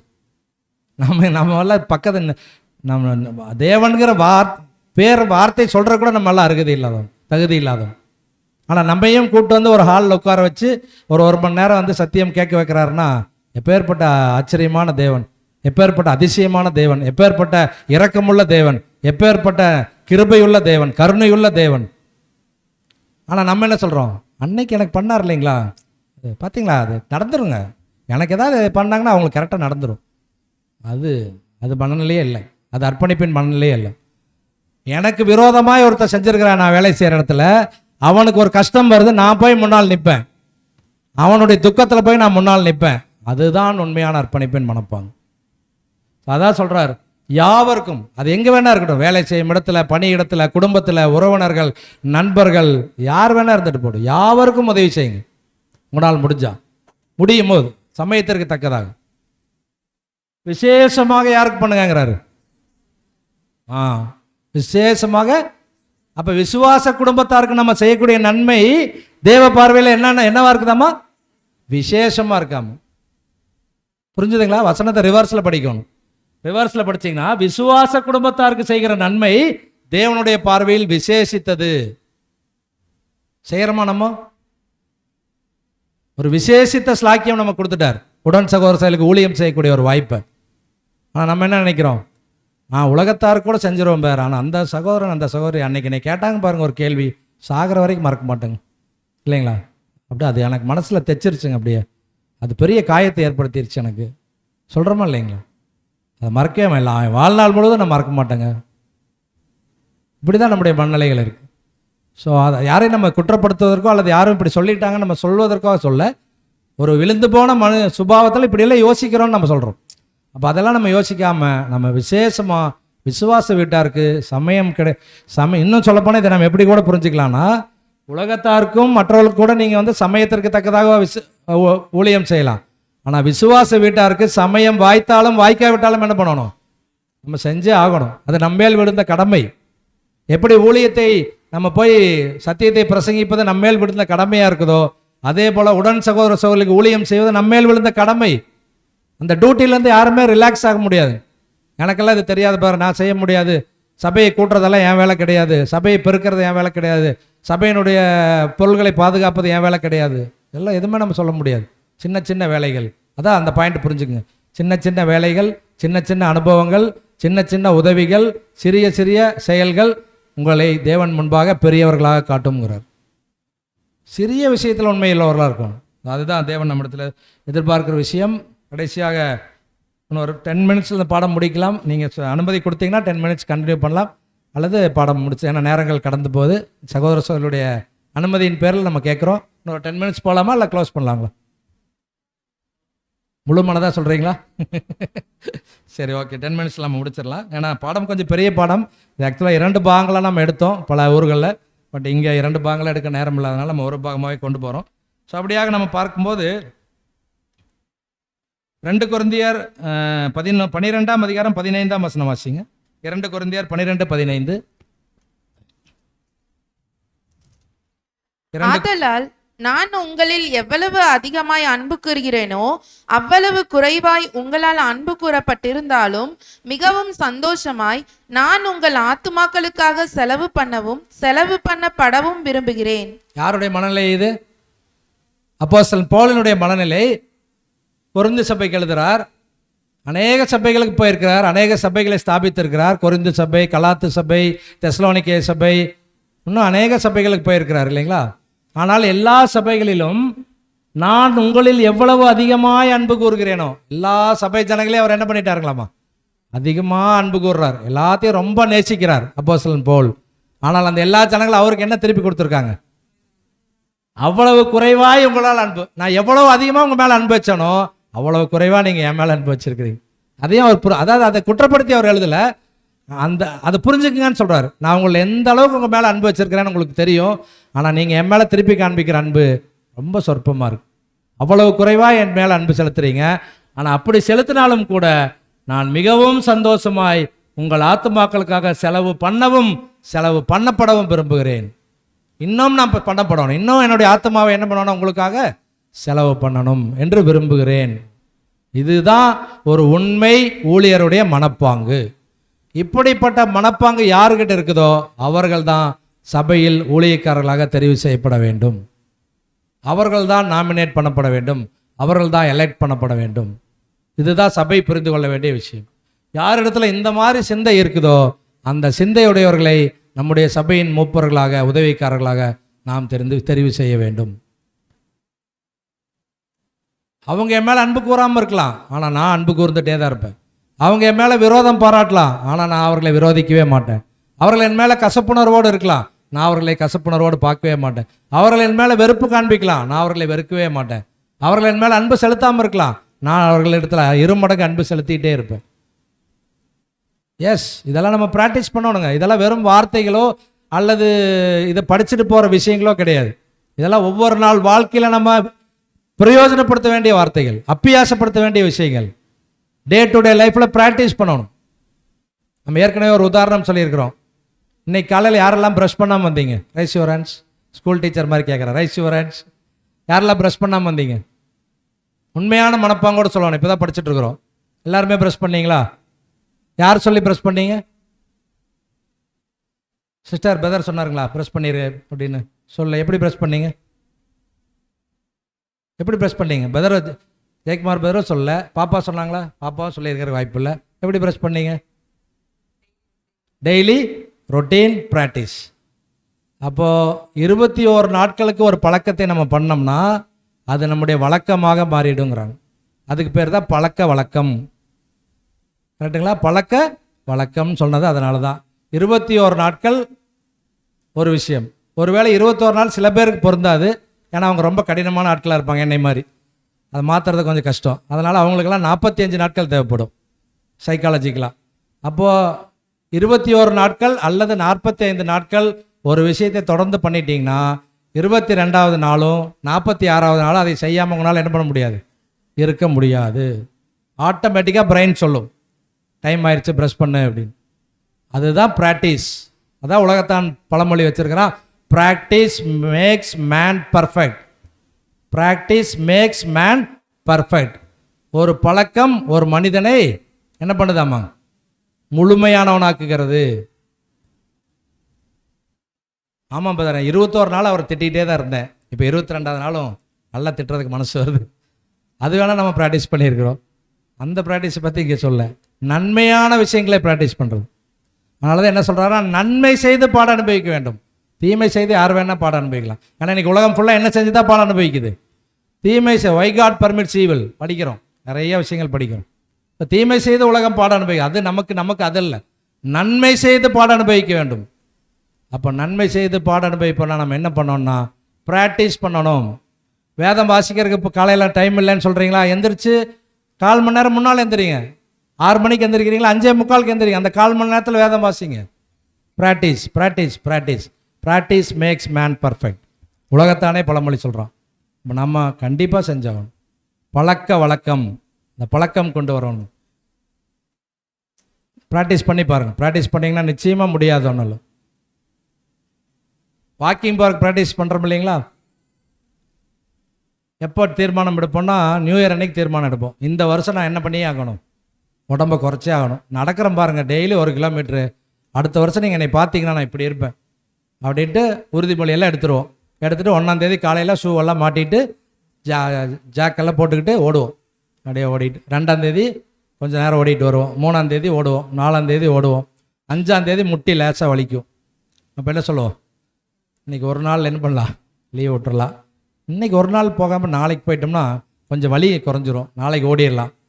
5ஆவது நாள் விடுவோம், 6ஆவது நாள் என்னாகும், நேற்றே போகல, இன்றைக்கி ஒரு நாள், இன்றைக்கி சண்டே வேறு, எக்லீஷியா போகணும், எல்லாம் ரெடி ஆகணும், இன்றைக்கி விட்டுறலாம், நாளையிலேருந்து மண்டேலேருந்து ஃப்ரெஷ்ஷாக ஆரம்பிச்சு அப்படியே தள்ளி தள்ளி போயிடும். அதுக்கப்புறம் நம்ம சொன்னவங்க வந்து கேட்பாங்க, என்ன பிரதர் போன வருஷம் சொன்னீங்க ஓடி நான் இழைச்சி உடம்புக்காக, போன வருஷம் பார்த்த விட கொஞ்சம் பல்காக இருக்கிறீங்க. வேணாலும் நம்ம இந்த ப்ராக்டிஸ் பண்ணல. அந்த ப்ராக்டிஸ் ஏன் முடியலன்னா நம்ம தொடர்ச்சியாக கன்சிஸ்டன்சி இல்லை நம்மக்கிட்ட. அதனால தான் பிரதர் ஒரு பாடத்தில் எழுதும்போது என்ன சொல்கிறாருன்னா, இது perfection is not matter while consistency is the மேட்டருங்கிறார். Perfection is not a matter while consistency is the மேட்டருங்கிறார். அதாவது எடுத்தோடனே பர்ஃபெக்டாக எல்லாம் பண்ணிடுறோன்னு நீங்கள் எதிர்பார்க்க வேண்டாம், ஆனால் தொடர்ச்சியாக பண்ணிகிட்டே இருங்கிறார். அதான் சகோதரருடைய எழுத்துக்கள். ஒரு விஷயத்தை நம்ம செய்கிறோன்னா உடனே மாற்றம் வராது, அதை தொடர்ச்சியாக நம்ம பண்ணிகிட்டே இருக்கணும், அப்போ தான் அதில் மாற்றம் வரும். அதே போல் தான் நம்முடைய குணலட்சணமும் நம்முடைய பேச்சுக்களும் நம்முடைய வார்த்தைகளும் நம்முடைய செயல்களும் கிரியைகளும் நம்ம செய்யக்கூடிய ஊழியங்களும் தொடர்ந்து நம்ம செஞ்சுட்டே இருக்கணும், அப்போ தான் அது ப்ராக்டிஸில் வரும். ஒரு நாளில் எதுவும் பண்ண முடியாது. அதான் சொல்கிறார் 1 கொரிந்தியர் 11ஆம் அதிகாரம் 1ஆம் வசனம். நான் கிறிஸ்துவை பின்பற்றுகிறது போல நீங்கள் என்னை பின்பற்றுகிறவர்களாய் இருங்கள். நான் கிறிஸ்துவை பின்பற்றுகிறது போல நீங்கள் என்ன சொல்லியிருக்கோம் அவர் கரெக்டா? நான் கிறிஸ்துவை பின்பற்றுகிறது போல நீங்களும் கிறிஸ்துவை பின்பற்றுங்கள் தான் சொல்லியிருக்கணும். ஆனால் அவர் என்னன்னு சொல்லிட்டாருங்க. அப்போ இது சரியாது? தப்பு தானுங்க இது, தப்பு தானுங்க இது, இப்படி பேசக்கூடாது இல்லையா? அவர் என்ன சொல்லியிருக்கணும்? நான் கிறிஸ்துவை பின்பற்றுகிறது போல நீங்களும் கிறிஸ்துவை பின்பற்றுங்கள் அப்படின்னு தான் சொல்லியிருக்கணும். ஆனால் அவர் என்ன சொல்கிறாருன்னா, நான் கிறிஸ்துவை பின்பற்றுகிறது போல நீங்கள் என்ன பண்ணுங்க, என்னை பின்பற்றுங்கள். ஏன் இப்படி சொல்கிறார்? முதல்ல இது சரியா தவறான்னு மட்டும் சொல்லுங்க. அவர் பேசுனது சரியா தவறா? சரின்னு சொன்னீங்கன்னா அடுத்த கேள்வி கேட்பேன். சரியா தவறா? எப்போ எந்த விதத்தில் சரி, எந்த விதத்தில் சரி சொல்லுங்க சார். கிறிஸ்துவை போல இருக்கிறோங்கிற அதனால அவர் என்னை பின்பற்றுங்கிற. ஓகே, நீங்க விசுவாசம் இருக்குது. ஓகே, வேற பதில்கள் சகோதரர்கள் சைடில்? பவுல் கிறிஸ்துவை பின்பற்றினால் அதனால நீங்கள் என்னை பின்பற்றுனா கிறிஸ்துவை பின்பற்றுறது மாதிரிங்கிற பாயிண்ட், அதுவும் சரியான பாயிண்ட் தான். இன்னும் டெப்த்தாக இந்த பாயிண்ட்டுக்குள்ளே போனோம்னா, நான் கிறிஸ்துவை பின்பற்றுகிறது போல நீங்கள் கிறிஸ்துவை பின்பற்றுறாங்கன்னு சொல்லாமல் ஏன் என்னை பின்பற்றுங்கன்னு சொன்னார்னா, கொரிந்த சபைக்கு ஒருவேளை அவர் அப்படி எழுதியிருந்தார்னு வைங்க, நீங்கள் நான் கிறிஸ்துவை பின்பற்றுகிறது போல நீங்களும் கிறிஸ்துவை பின்பற்றுங்கள்னா அவங்க என்ன சொல்லியிருக்கிறதுக்கு வாய்ப்பு இருக்குன்னா, உங்களுக்கு வந்து ஃபுல் டைம் மினிஸ்ட்ரி தான் வேலையே, நீங்கள் என்ன பண்ணுவீங்க, எல்லா விஷயத்தையும் போய் செஞ்சுட்டு தான் இருப்பீங்க. நாங்கள்லாம் எவ்வளோ கஷ்டத்தில் இருக்கிறோம், எவ்வளோ வேதனை. நீங்கள் பெரிய படிச்சிருக்கீங்க, நீங்கள் யார்கிட்ட உட்காந்து படிச்சீங்க? நீங்கள் கமாலியல் பாதத்தில். கமாலியல்ங்கிறது யாருங்க? கமாலியல்ங்கிறது மிகப்பெரிய நியாயசாஸ்திரி. அதாவது இன்றைக்கி வந்து ஒரு அமெரிக்காவில் இருக்கக்கூடிய ஒரு மிகப்பெரிய கேம்பிரிட்ஜ் பல்கலைக்கழகத்துடைய ஒரு மிகப்பெரிய ஒரு பேராசிரியர் இருந்தாருன்னா அவர் கீழே நம்ம போய் படித்தோம்னா எப்படிப்பட்ட படிப்போ அப்படிப்பட்ட படிப்பை அப்போஸ்தலன் பவுல் படிச்சிருக்கார். அதனால் நீங்கள் எல்லாமே உங்களுக்கு புரியும், படிச்சுக்குவீங்க. நாங்கள் என்ன பண்ண முடியும்? அதுதான் கொரிந்த சபைக்கு எண்ணமாக இருந்திருக்கும். நம்மளும் இப்போ எப்படி கேட்போம்னா, பிரதர் அப்போஸ்தலன் பவுல் பண்ணார்னா அவர் இதே வேறு பிரதர், அவர் பவுல் பிரதர், நம்ம யார்? நம்ம சாதாரண நம்ம ஜான் ஜேக்கப் அப்படி தான் நம்ம இருக்கிறோம். நம்ம பவுல் கிடையாது பேர். பவுலுக்கு அவ்வளோ வரங்கள் தேவன் கொடுத்துருந்தார் பேர், அவ்வளோ வல்லமை தேவன் கொடுத்துருந்தார் பேர், அவ்வளோ விஷயங்களே தேவன் அவர் கொடுத்துருந்தார் பேர், அதனால் அவர் செஞ்சார் பேர், இல்லைங்களா? அப்படி நம்ம பதில் சொல்லுவோமானால் நமக்கு வேதம் ஒரு பதில் வச்சிருக்குது. ரோமருக்கு எழுதின நிருபம்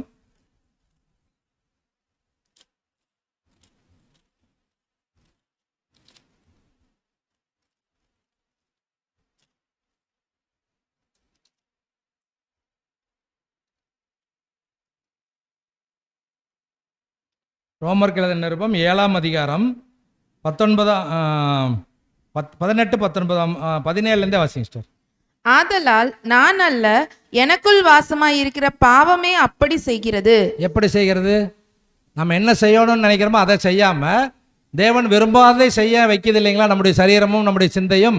அது ஏன் வருதுன்னா, நான் அல்ல, எனக்குள் வாசமாயிருக்கிற பாவம் தான் அப்படி செய்யுதுங்கிறாரு. அடுத்த வசனம் வாசிங்க. அது எப்படி எனில் என்னிடத்தில், அதாவது என் மாம்சத்தில் நன்மை வாசமாய் இருக்கிறதில்லை என்று நான் அறிந்திருக்கிறேன். நம்முடைய மாம்சத்திலே என்ன இல்லைங்க, நன்மையே இல்லை. ஏன்னா நம்ம எதில் பிறந்திருக்கிறோம்? என் தாய் என்னை பாவத்திலே கற்பந்தோம், பாவத்தில் தான் பிறந்திருக்கிறோம். இங்கே எங்கிருந்து நன்மை வரும்? நன்மை எங்கிருந்து தான் வந்தாகணும்? ஜோதிகளின் பிதாவினிடத்தில் தான் வந்தா. இந்த மாம்சத்திலிருந்தெல்லாம் நன்மை வரவே வராது. இது அபூர்ண மாம்சம், பாவ மாம்சம், விழுந்து போன மாம்சம். அப்படிப்பட்ட இதுலேருந்து எங்கே போய் நீங்கள் நம்ம நன்மையை வர வைக்க முடியும்? அதனால தான் என்ன சொல்கிறாருன்னா, நன்மை என்னுடைய மாம்சத்தில் வாசமாக இருக்கிறதில்லை என்று நான் அறிந்திருக்கிறேன்.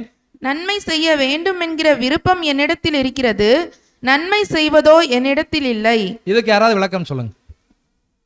இந்த கடைசி பாதிக்கு மட்டும் விளக்கம் சொல்லுங்க. நன்மை செய்ய வேண்டும் என்ற விருப்பம் என்னிடத்தில் இருக்கிறது, நன்மை செய்வதோ என்னிடத்தில் இல்லை. அது எப்படி? விருப்பம் இருக்குது ஆனால் செய்ய மாட்டாரம்மா, அது எப்படி? நன்மை செய்யணும் விருப்பம் இருக்குது, விருப்பம் இருந்தால் செஞ்சுட்டு போயிட வேண்டியதானே. ஆனால் அதை செய்கிறது என்ன என்கிட்ட இல்லைங்கிறாரு. நன்மை செய்ய வேண்டும் என்ற விருப்பம் என்னிடத்தில் இருக்கிறது, ஆனால் நன்மை செய்வதோ என்னிடத்தில் இல்லை. அப்படின்னா என்னன்னா, சிஸ்டர் இன்னைக்கு எக்லீஷியா கூடுகை இருக்குது, இத்தனை மணிக்கு இருக்குது, நீங்கள் வந்துடுங்க. பிரதர் இத்தனை மணிக்கு கூடுகை இருக்குது, நீங்கள் வந்துடுங்க. இன்றைக்கி இப்போ ஸ்பெஷல் கூடுகை, போயிடலாம். இன்றைக்கி ஸ்பெஷல் கூடுகை, நல்லா அருமையாக பாடங்கள் கிடைக்கும், இன்றைக்கி போயிடலாம். ரொம்ப விருப்பம் நம்ம இடத்துல இருக்குது. காலையிலேருந்து ஆஃபீஸ் போகிறோம், வேலையை புழிஞ்சு எடுக்கிறான், சாயந்தரம் 5-6 மணிக்கு தான் நம்மளை விடுறான். 7 மணிக்கு எங்கள் கூடுகை, வீட்டுக்கு வரும்போதே 6:30 ஆயிடுச்சு. அறக்க பறக்க குளிச்சு ரெடியாகி 6:50. உடனே நம்ம யோசனை எப்படி வரும்? ஒரு 10 நிமிஷத்தில் எக்லீஷியா போக முடியுமா? அப்படியே போனாலும் அங்கே போய் கவனிக்க முடியுமா? ஹெல்த் இப்படி இருக்குது, போகலான்னு யோசிக்கிறேன். ஆனால் போனாலும் நம்மளால் முடியுமா? அப்போது பேசாமல் நம்ம ஆன்லைன் ஆப்ஷன் இருக்குல்ல, ஆன்லைனில் கனெக்ட் ஆகிக்கலாம், நேரடியாக போட்டாலே பரவாயில்ல. அதான் சொல்கிறார், நன்மை செய்ய வேண்டும் என்ற விருப்பம் எங்கிட்ட இருக்குது, ஆனால் செய்கிறது நம்ம இடத்துல இல்லை. ஏன்னா நம்முடைய மாம்சம் நம்மக்கிட்ட பேசுது. இவ்வளோ கஷ்டப்பட்டு காலையிலேருந்து வேலை செஞ்சுட்டு வந்திருக்கேன், கொஞ்ச நேரம் ரெஸ்ட் எடு, அப்படியே பெட்டில் படுத்துகிட்டே சப்ஜெக்ட் கேட்டுக்கலாம், ஒன்றும் தப்பு இல்லை. தேவன் நம்ம என்ன பண்ணுவார்? அங்கீகரிச்சுப்பார், அதெல்லாம் அட்ஜஸ்ட் பண்ணிக்குவார். ஸோ அதான் நன்மை செய்ய வேண்டும் என்ற விருப்பம் நம்மக்கிட்ட இருக்கும், ஆனால் இந்த மாம்சம் நம்மளை என்ன பண்ண விடாது? நன்மை செய்ய விடாது. அடுத்ததாக பார்க்கும்போது அடுத்த வசனம், ஆதலால் நான் விரும்புகிற நன்மையை செய்யாமல் விரும்பாத தீமையே செய்கிறேன். ஆமாம், நம்முடைய மாம்சம் நம்மளை தூண்டுறதுனால தான் நாம் விரும்புகிற நன்மையை செய்யாமல் விரும்பாத தீமையை செய்கிறேன். கடைசியாக பார்க்கலாம். அந்தபடி நான் விரும்பாததை நான் செய்தால் நான் அல்ல, எனக்குள்ளே வாசமாய் இருக்கிற பாவமே அப்படி செய்கிறது. ஆமா, அந்தபடி நான் விரும்பாததை நான் செய்தால், யார் செய்யல அதை? அப்போஸ்தலன் பவுலே சொல்லிட்டாருங்க, இனிமேல் நான் என்ன பாவம் செஞ்சாலும் என்ன, நான் செய்யலைங்க, எனக்குள்ள இருக்கிற பாவம் தாங்க செஞ்சது அப்படின்னு. அதுக்காக சொல்லலை இது. அப்போ என்ன விஷயம் சொல்றாருன்னா, அந்தபடி நான் விரும்பாததை நான் செய்தால் நான் அல்ல, எனக்குள் வாசமாக இருக்கிற பாவமே அப்படி செய்யுது. ஆகவே தான் வசனம் எப்படி சொல்கிறாருன்னா, நான் கிறிஸ்துவை பின்பற்றுகிறது போல நீங்கள் என்னை பின்பற்றுங்கள். அதாவது இந்த பாவ மாம்சத்தில் நான் விரும்புவதை செய்யணும்னு நினச்சாலும் நான் விரும்பாதை செய்கிற இந்த மாம்சத்தை வச்சுட்டு என்னால் கிறிஸ்துவை பின்பற்ற முடிஞ்சிச்சுன்னா உங்களாலையும் என்ன பண்ண முடியும்? கிறிஸ்துவை பின்பற்ற முடியும். அதை புரிய வைக்கிறதுக்கு தான் வசனம் அப்படி எழுதியிருக்கார். நான் கிறிஸ்துவை பின்பற்றுகிறது போல நீங்கள் என்னை பின்பற்றுங்கள். எவ்வளோ பெரிய சத்தியம் பாருங்கள். சாதாரண 2 வரிகள் இருக்கக்கூடிய வசனங்கள் அவ்வளோ டீப்பாக எழுதியிருக்கிறார். இதெல்லாம் என்ன பண்ணணும்னா மெடிடேட் பண்ணணுங்க, வசனங்களை மெடிடேட் பண்ணணும், தியானிக்கணும். அப்போ தான் வசனத்தினுடைய ஆழங்களை புரிந்து கொள்ள முடியும். நம்ம சும்மா மேலால் வாச்சிட்டு போயிடுறோம். சும்மா அப்படியே நம்ம இதில் சொல்லுவாங்க இல்லைங்களா, பழைய உபதேசெல்லாம் சொல்லுவாங்க, சந்தோஷம் வந்தால் சங்கீதம், துக்கம் வந்தால் பிரசங்கம், ஒரு மீடியமாக இருந்தால் நீதிமொழிகள் வாச்சிட்டு அல்லது மத்தேயு சுவிசேஷம் வாச்சிட்டு ஓடிடுவோம். அது அல்ல. ஒரு வசனம் நீங்கள் எடுத்து காலையில் உட்காந்திங்கன்னா அந்த ஒரு வசனத்தை அந்த சாயந்தரம் வரைக்கும் தியானிக்கணுங்கிறார். இந்த ஒரு வசனம் எடுத்துட்டோம்னா இந்த வசனம் அன்னைக்கு சாயந்தரம் முழுக்க நம்ம தியானத்தில் இருந்துகிட்டே இருக்கணும். எப்படி பிரதர் நான் வேலை செய்யணும், பஸ் ஏறி போகணும் அல்லது வண்டி ஓட்டிகிட்டு போகணும், எப்படி பிரதர் தியானிக்கிறது? நேரம் கிடைக்கும் போதெல்லாம் தியானிக்கணும். டீ பிரேக் போவோமா? கண்டிப்பாக டீ பிரேக் போவோம், அங்கே போய் உட்காந்து தியானிக்கலாம். வண்டியில் நம்ம பைக் ஓட்டிகிட்டு போகிறோன்னா வேறு எதையும் சிந்திக்காமல் இந்த வசனத்தை சிந்திச்சுட்டு போகலாம். அல்லது பஸ்ஸில் 1 மணி நேரம் ட்ராவல் டைம் கிடைக்குதா, இந்த வசனத்தை சிந்திச்சுட்டு போகலாம். அப்போ தான் நம்ம என்ன பண்ணுவோம்? ஃபோன் எடுத்து தேவையில்லாத பேசிட்டு அது தேவையில்லாத மனக்குழப்பத்தில் அல்லது மன வருத்தத்தில் போய் முடியும். அதெல்லாம் தேவையில்லை. நேரங்களே அப்படி அங்கே ஆதாயப்படுத்தலான்னு சொல்கிறார். இப்போ இப்படி தான் நம்ம என்ன பண்ணோம்னா அந்த விஷயங்கள் இருக்கணுங்கிறார். அப்போது என்ன விஷயங்கள் சொல்கிறாருன்னா, நாம் தேவனுடைய அரசாங்கத்தின் கொள்கைகளுக்கு நாம் பெருமளவில் உண்மைத்தன்மையும் மிகுந்த மனத்தாழ்மையின் ஆவியையும் வெளிப்படுத்தி காண்பிக்க வேண்டும். அப்போ யாரெல்லாம் ராஜ்யத்தின் பங்குதாரர்களாக வேண்டும் என்ற எண்ணம் இருக்குதோ அவர்கள் எல்லாம் பெருமளவில் உண்மைத்தன்மை, சாதாரண உண்மைத்தன்மை இல்லை, பெருமளவில் மோஸ்ட் ஆஃப் தி பார்ட் நம்ம லைஃப்பில் உண்மைத்தன்மை தான் இருக்கணும். பொய் சொன்னால் எனக்கு ஆதாயம் கிடைக்கும், உண்மை செய்ய சொன்னால் எனக்கு தண்டனை கிடைக்கும்னா உலகத்தில் ஒரு அறிஞர் சொல்கிறார், நீங்கள் கேள்விப்பட்ட விவேகானந்தர்னு சொல்கிறாங்க, அவர் கோட் சொல்லியிருக்கிறார். என்ன சொல்லியிருக்காருன்னா, பொய் சொல்லி தப்பித்துக் கொள்வதை விட உண்மை சொல்லி மாட்டிக்கொள்ளுங்கிறார். பொய் சொல்லி தப்பித்துக் கொள்வதை விட உண்மை சொல்லி மாட்டிக்கோ, தப்பு இல்லை. அது வேறு ஒரு உலகத்தான் சொல்லியிருக்கிற வார்த்தை. ஆனால் சத்தியம் நம்ம எந்த அளவுக்கு இப்போ நம்ம உண்மை சொல்லணும், அதுதான் இங்கே சொல்கிறார். அப்போ பெருமளவில் உண்மைத்தன்மை, அடுத்தது மிகுந்த மனத்தாழ்மை நாவி. மனத்தாழ்மை நாவின்னு சொல்ல, மிகுந்த மனத்தாழ்மை நாவி. அப்போ அதான் சொல்கிறார், இந்த மாதிரி விஷயங்கள் நம்ம இடத்துல காணப்பட வேண்டும் என்று சொல்கிறார். அது மாத்திரமல்ல, பிதாவின் சித்தத்தை முழுவதும் நிறைவேற்றுபவர்களாக நாம் இருக்க வேண்டும் என்று அங்கே சொல்கிறார். அது மாத்திரமல்ல, மற்றவர்களுக்கு ஊழியங்கள் தேவைப்படுகிறதை நாம் அனுதினமும் அவைகளை செய்து கடந்து செல்லும் போது நம்ம பார்க்கிறோம். நிறைய பேருக்கு நம்முடைய ஊழியம் தேவைப்படுது. இன்றைக்கி ஸ்பீக்கர்ஸ் இல்லை, அநேக சபைகளுக்கு ஸ்பீக்கர்ஸ் இல்லை. கேட்குறாங்க, பிரதர் வாங்க பிரதர், ஒரு நாளைக்கு நம்ம எத்தனை எக்லிஷா போக முடியாது.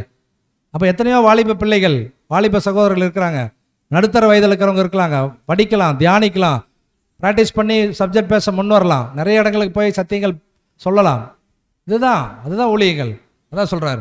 அப்போ இந்த மாதிரி நம்ம அநேகருக்கு ஊழியம் செய்ய போகிற நேரங்களை நம்ம பார்க்குறோம். நம்முடைய சொந்த குடும்பத்தையும் நம்ம கவனிக்கணுங்கிறார். அதிலே நம்ம கவனமாக இருக்கணும். நான் ஊழியக்காரராக இருக்கேன், அநேக வீட்டில் இது ஒரு பிரச்சனையே வரும். அவங்க என்னென்னா, நான் ஊழியம் பண்ணுறேன் அதனால் வீட்டையெல்லாம் நான் பார்க்க மாட்டேன், அது தவறு.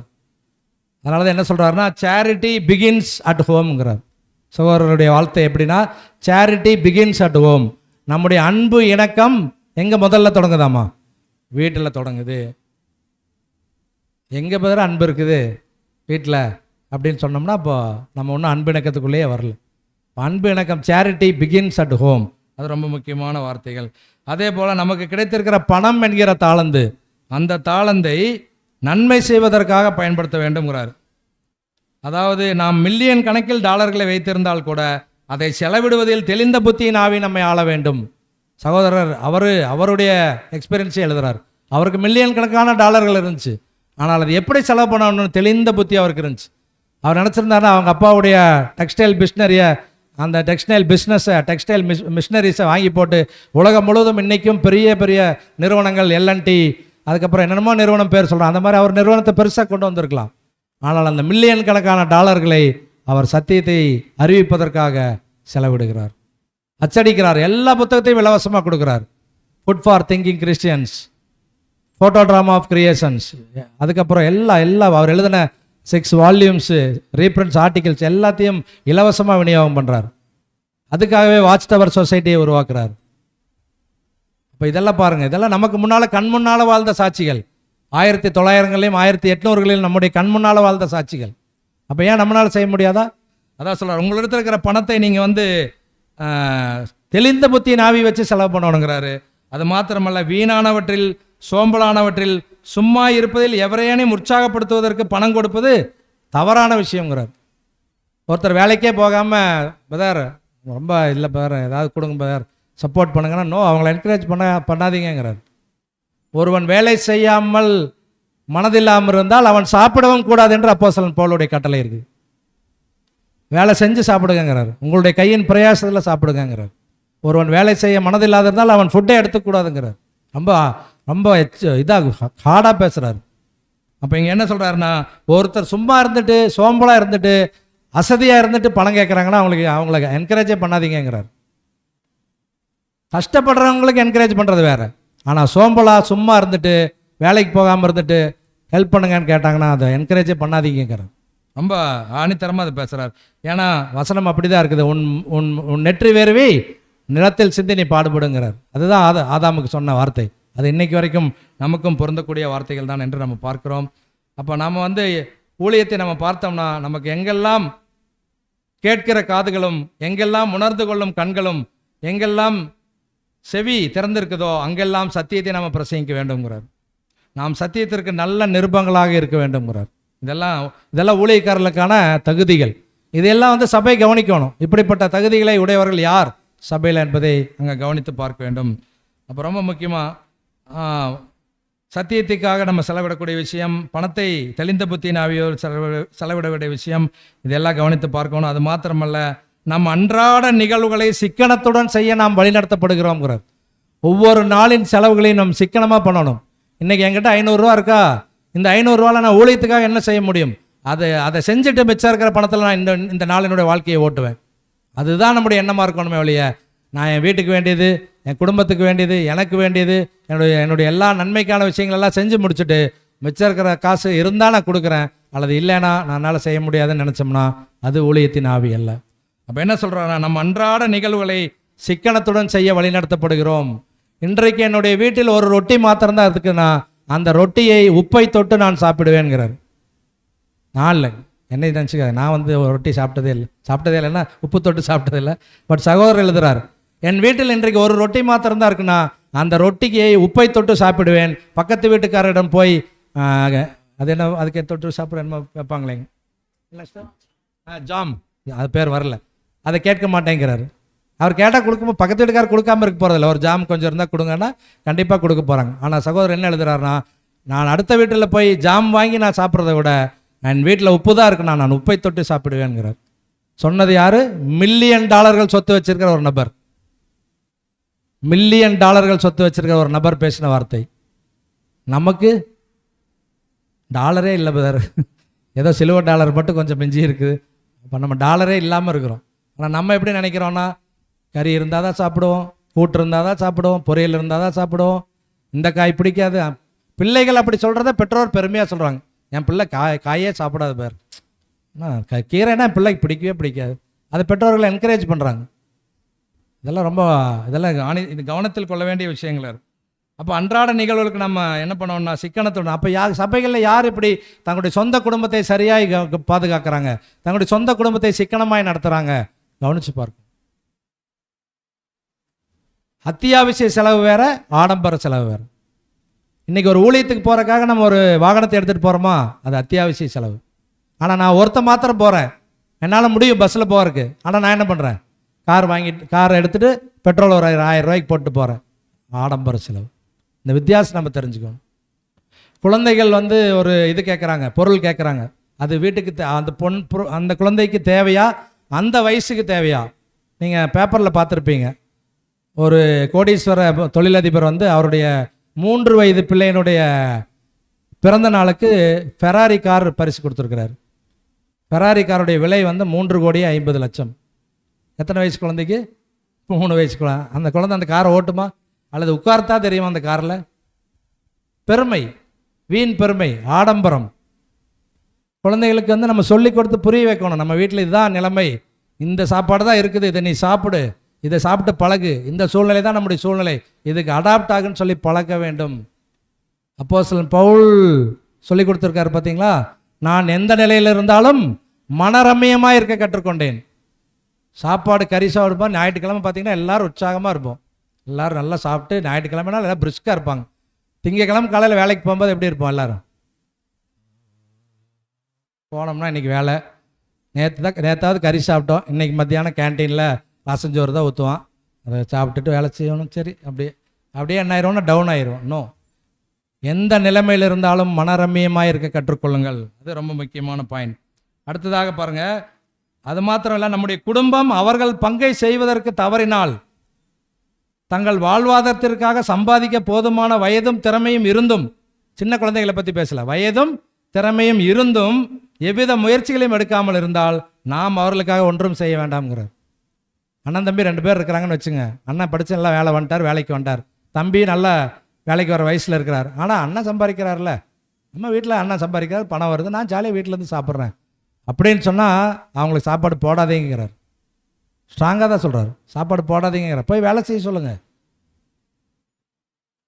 அதான் சொல்கிறேன், ஒருவன் வேலை செய்ய மனதில்லாமல் இருந்தால் அவன் சாப்பிட வேண்டாங்கிறார், பட்டினி இருக்கட்டும், அப்போ தான் சாப்பாட்டினுடைய அருமை தெரியுங்கிறார்.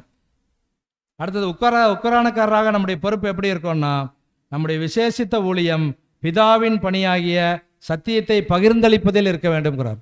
அப்போ ஊழியக்காரர்களை எப்படி பார்க்கணும்னா, ஊழியக்காரர்கள் சத்தியத்தை பகிர்ந்தளிப்பதில் எப்படி இருக்கிறாங்க, எல்லா பகுதிகளுக்கும் போய் சத்தியத்தை பகிர்ந்து கொடுக்குறாங்களா, சபையில் அருமையாக சத்தியத்தை பகிர்ந்து கொடுக்குறாங்களா என்பதையெல்லாம் நம்ம கவனித்து பார்க்க வேண்டும் இருக்கிறோம். அது மாத்திரமல்ல, நம்முடைய உடைமைகளையும் பணத்தையும் வச்சுட்டு இருந்தோம்னா நம்ம என்ன நினைக்கோம்னா, ரொம்ப அருமையாக எழுதுறாரு பாருங்க, நாம் உடைமையாக பெற்றிருப்பதில் ஒரு பணம் கூட நம்முடையதல்ல, ஒரு கன நேரம் கூட நம்முடையதல்ல என்பதை ஞாபகத்தில் வைத்துக் கொள்ள வேண்டும். நமக்கு இருக்கிற டைம், நம்ம வச்சிருக்கிற சொத்து, இது எதுவுமே யாருது இல்லைங்க, நம்மளது இல்லை. இப்போ யாருடையது அது? நீங்கள் ஒரு வீடு வச்சுருக்கிறீங்கன்னா அது யாருடையது? தேவனுடைய. ஆனால் வெளியில் மட்டும் என்ன எழுதிக்குவோம்? பெத்தேல் ஹவுஸ், ஜப வீடு அப்படின்னு வச்சுக்குவோம். உள்ளுக்குள்ளே ப்ரேயரே பண்ண மாட்டாங்க. வெளியில் என்ன பண்ணியிருப்பாங்க? பெத்தேல் ஹவுஸ்ன்னு போட்டு வச்சுக்குவாங்க. அப்போ என்னென்னா இதெல்லாம் சொல்கிறாரு பாருங்கள். அப்போ ஒரு கன நேரம் கூட நம்முடையது இல்லைங்கிறாரு. இப்போ டைம் போயிட்டுருக்கு, அநேகர் வாட்ச் பார்த்துட்டே இருக்காங்க, எப்படா முடிப்பாவேன் அப்படிங்கிற மாதிரி டைம் ஆகுது டைம். அப்போ கன நேரம், இந்த டைம் போகுது, உண்மைதான். நமக்கு அந்த நேரங்கள் ஒவ்வொன்றும் கடந்து போகும்போது அடுத்த வேலை யோசிக்கிறோம். ஆனால் ஒவ்வொரு மணி நேரமும், ஒவ்வொரு கன நேரமும், ஒவ்வொரு நிமிடம் கூட நம்முடையது இல்லைங்கிறார். அதெல்லாம் தேவன் நம்ம கொடுத்தது. சொத்து தேவன் நம்ம கொடுத்தது, செல்வம் தேவன் நம்ம கொடுத்தது, செல்வாக்கு தேவன் நம்ம, எல்லாமே அவர்கிட்ட இருந்தால் வாங்கியிருக்கிறோம். நம்மளுதுன்னு எதுவுமே கிடையாது. எப்படி நம்ம மற்ற என்னோடதே நம்ம சொந்தம் கொண்டாட முடியும்? அப்போ முடியாது. எல்லாம் அவர் தான் கொடுத்துருக்கிறார். அப்போ அவர் கொடுத்ததை யாருக்கு தான் நம்ம செலவு பண்ணணும்? அவருக்கு தான் செலவு பண்ணணும்.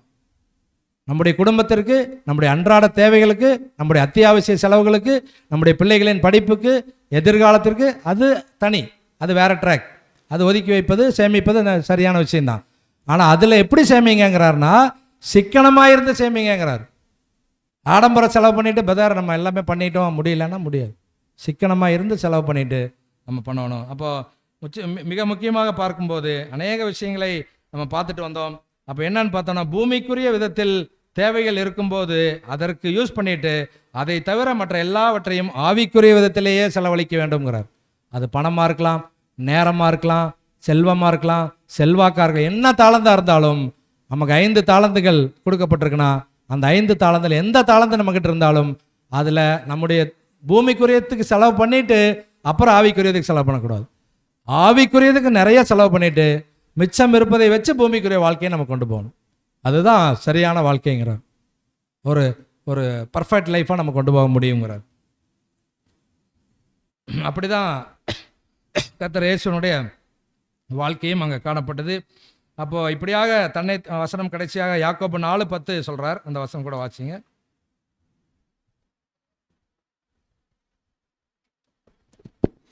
கர்த்தருக்கு முன்பாக தாழ்மைப்படுங்கள், அப்பொழுது அவர் உங்களை உயர்த்துவார். அவருக்கு முன்பாக என்ன பண்ணணும்? கர்த்தருக்கு முன்பாக தாழ்மைப்பட்டால் அவர் என்ன பண்றாருங்க? உயர்த்துகிறார். எபேசியர் 2ஆம் அதிகாரம் 6-7 வசனங்கள்.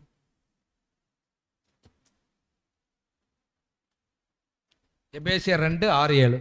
கிறிஸ்து இயேசுவுக்குள் அவர் நம்மிடத்தில் வைத்த தயவினாலே தம்முடைய கிருபையின் மகா மேன்மையான ஐஸ்வர்யத்தை வருங்காலங்களில் விளங்க செய்வதற்காக. அப்படியே நிறுத்துங்க சார்.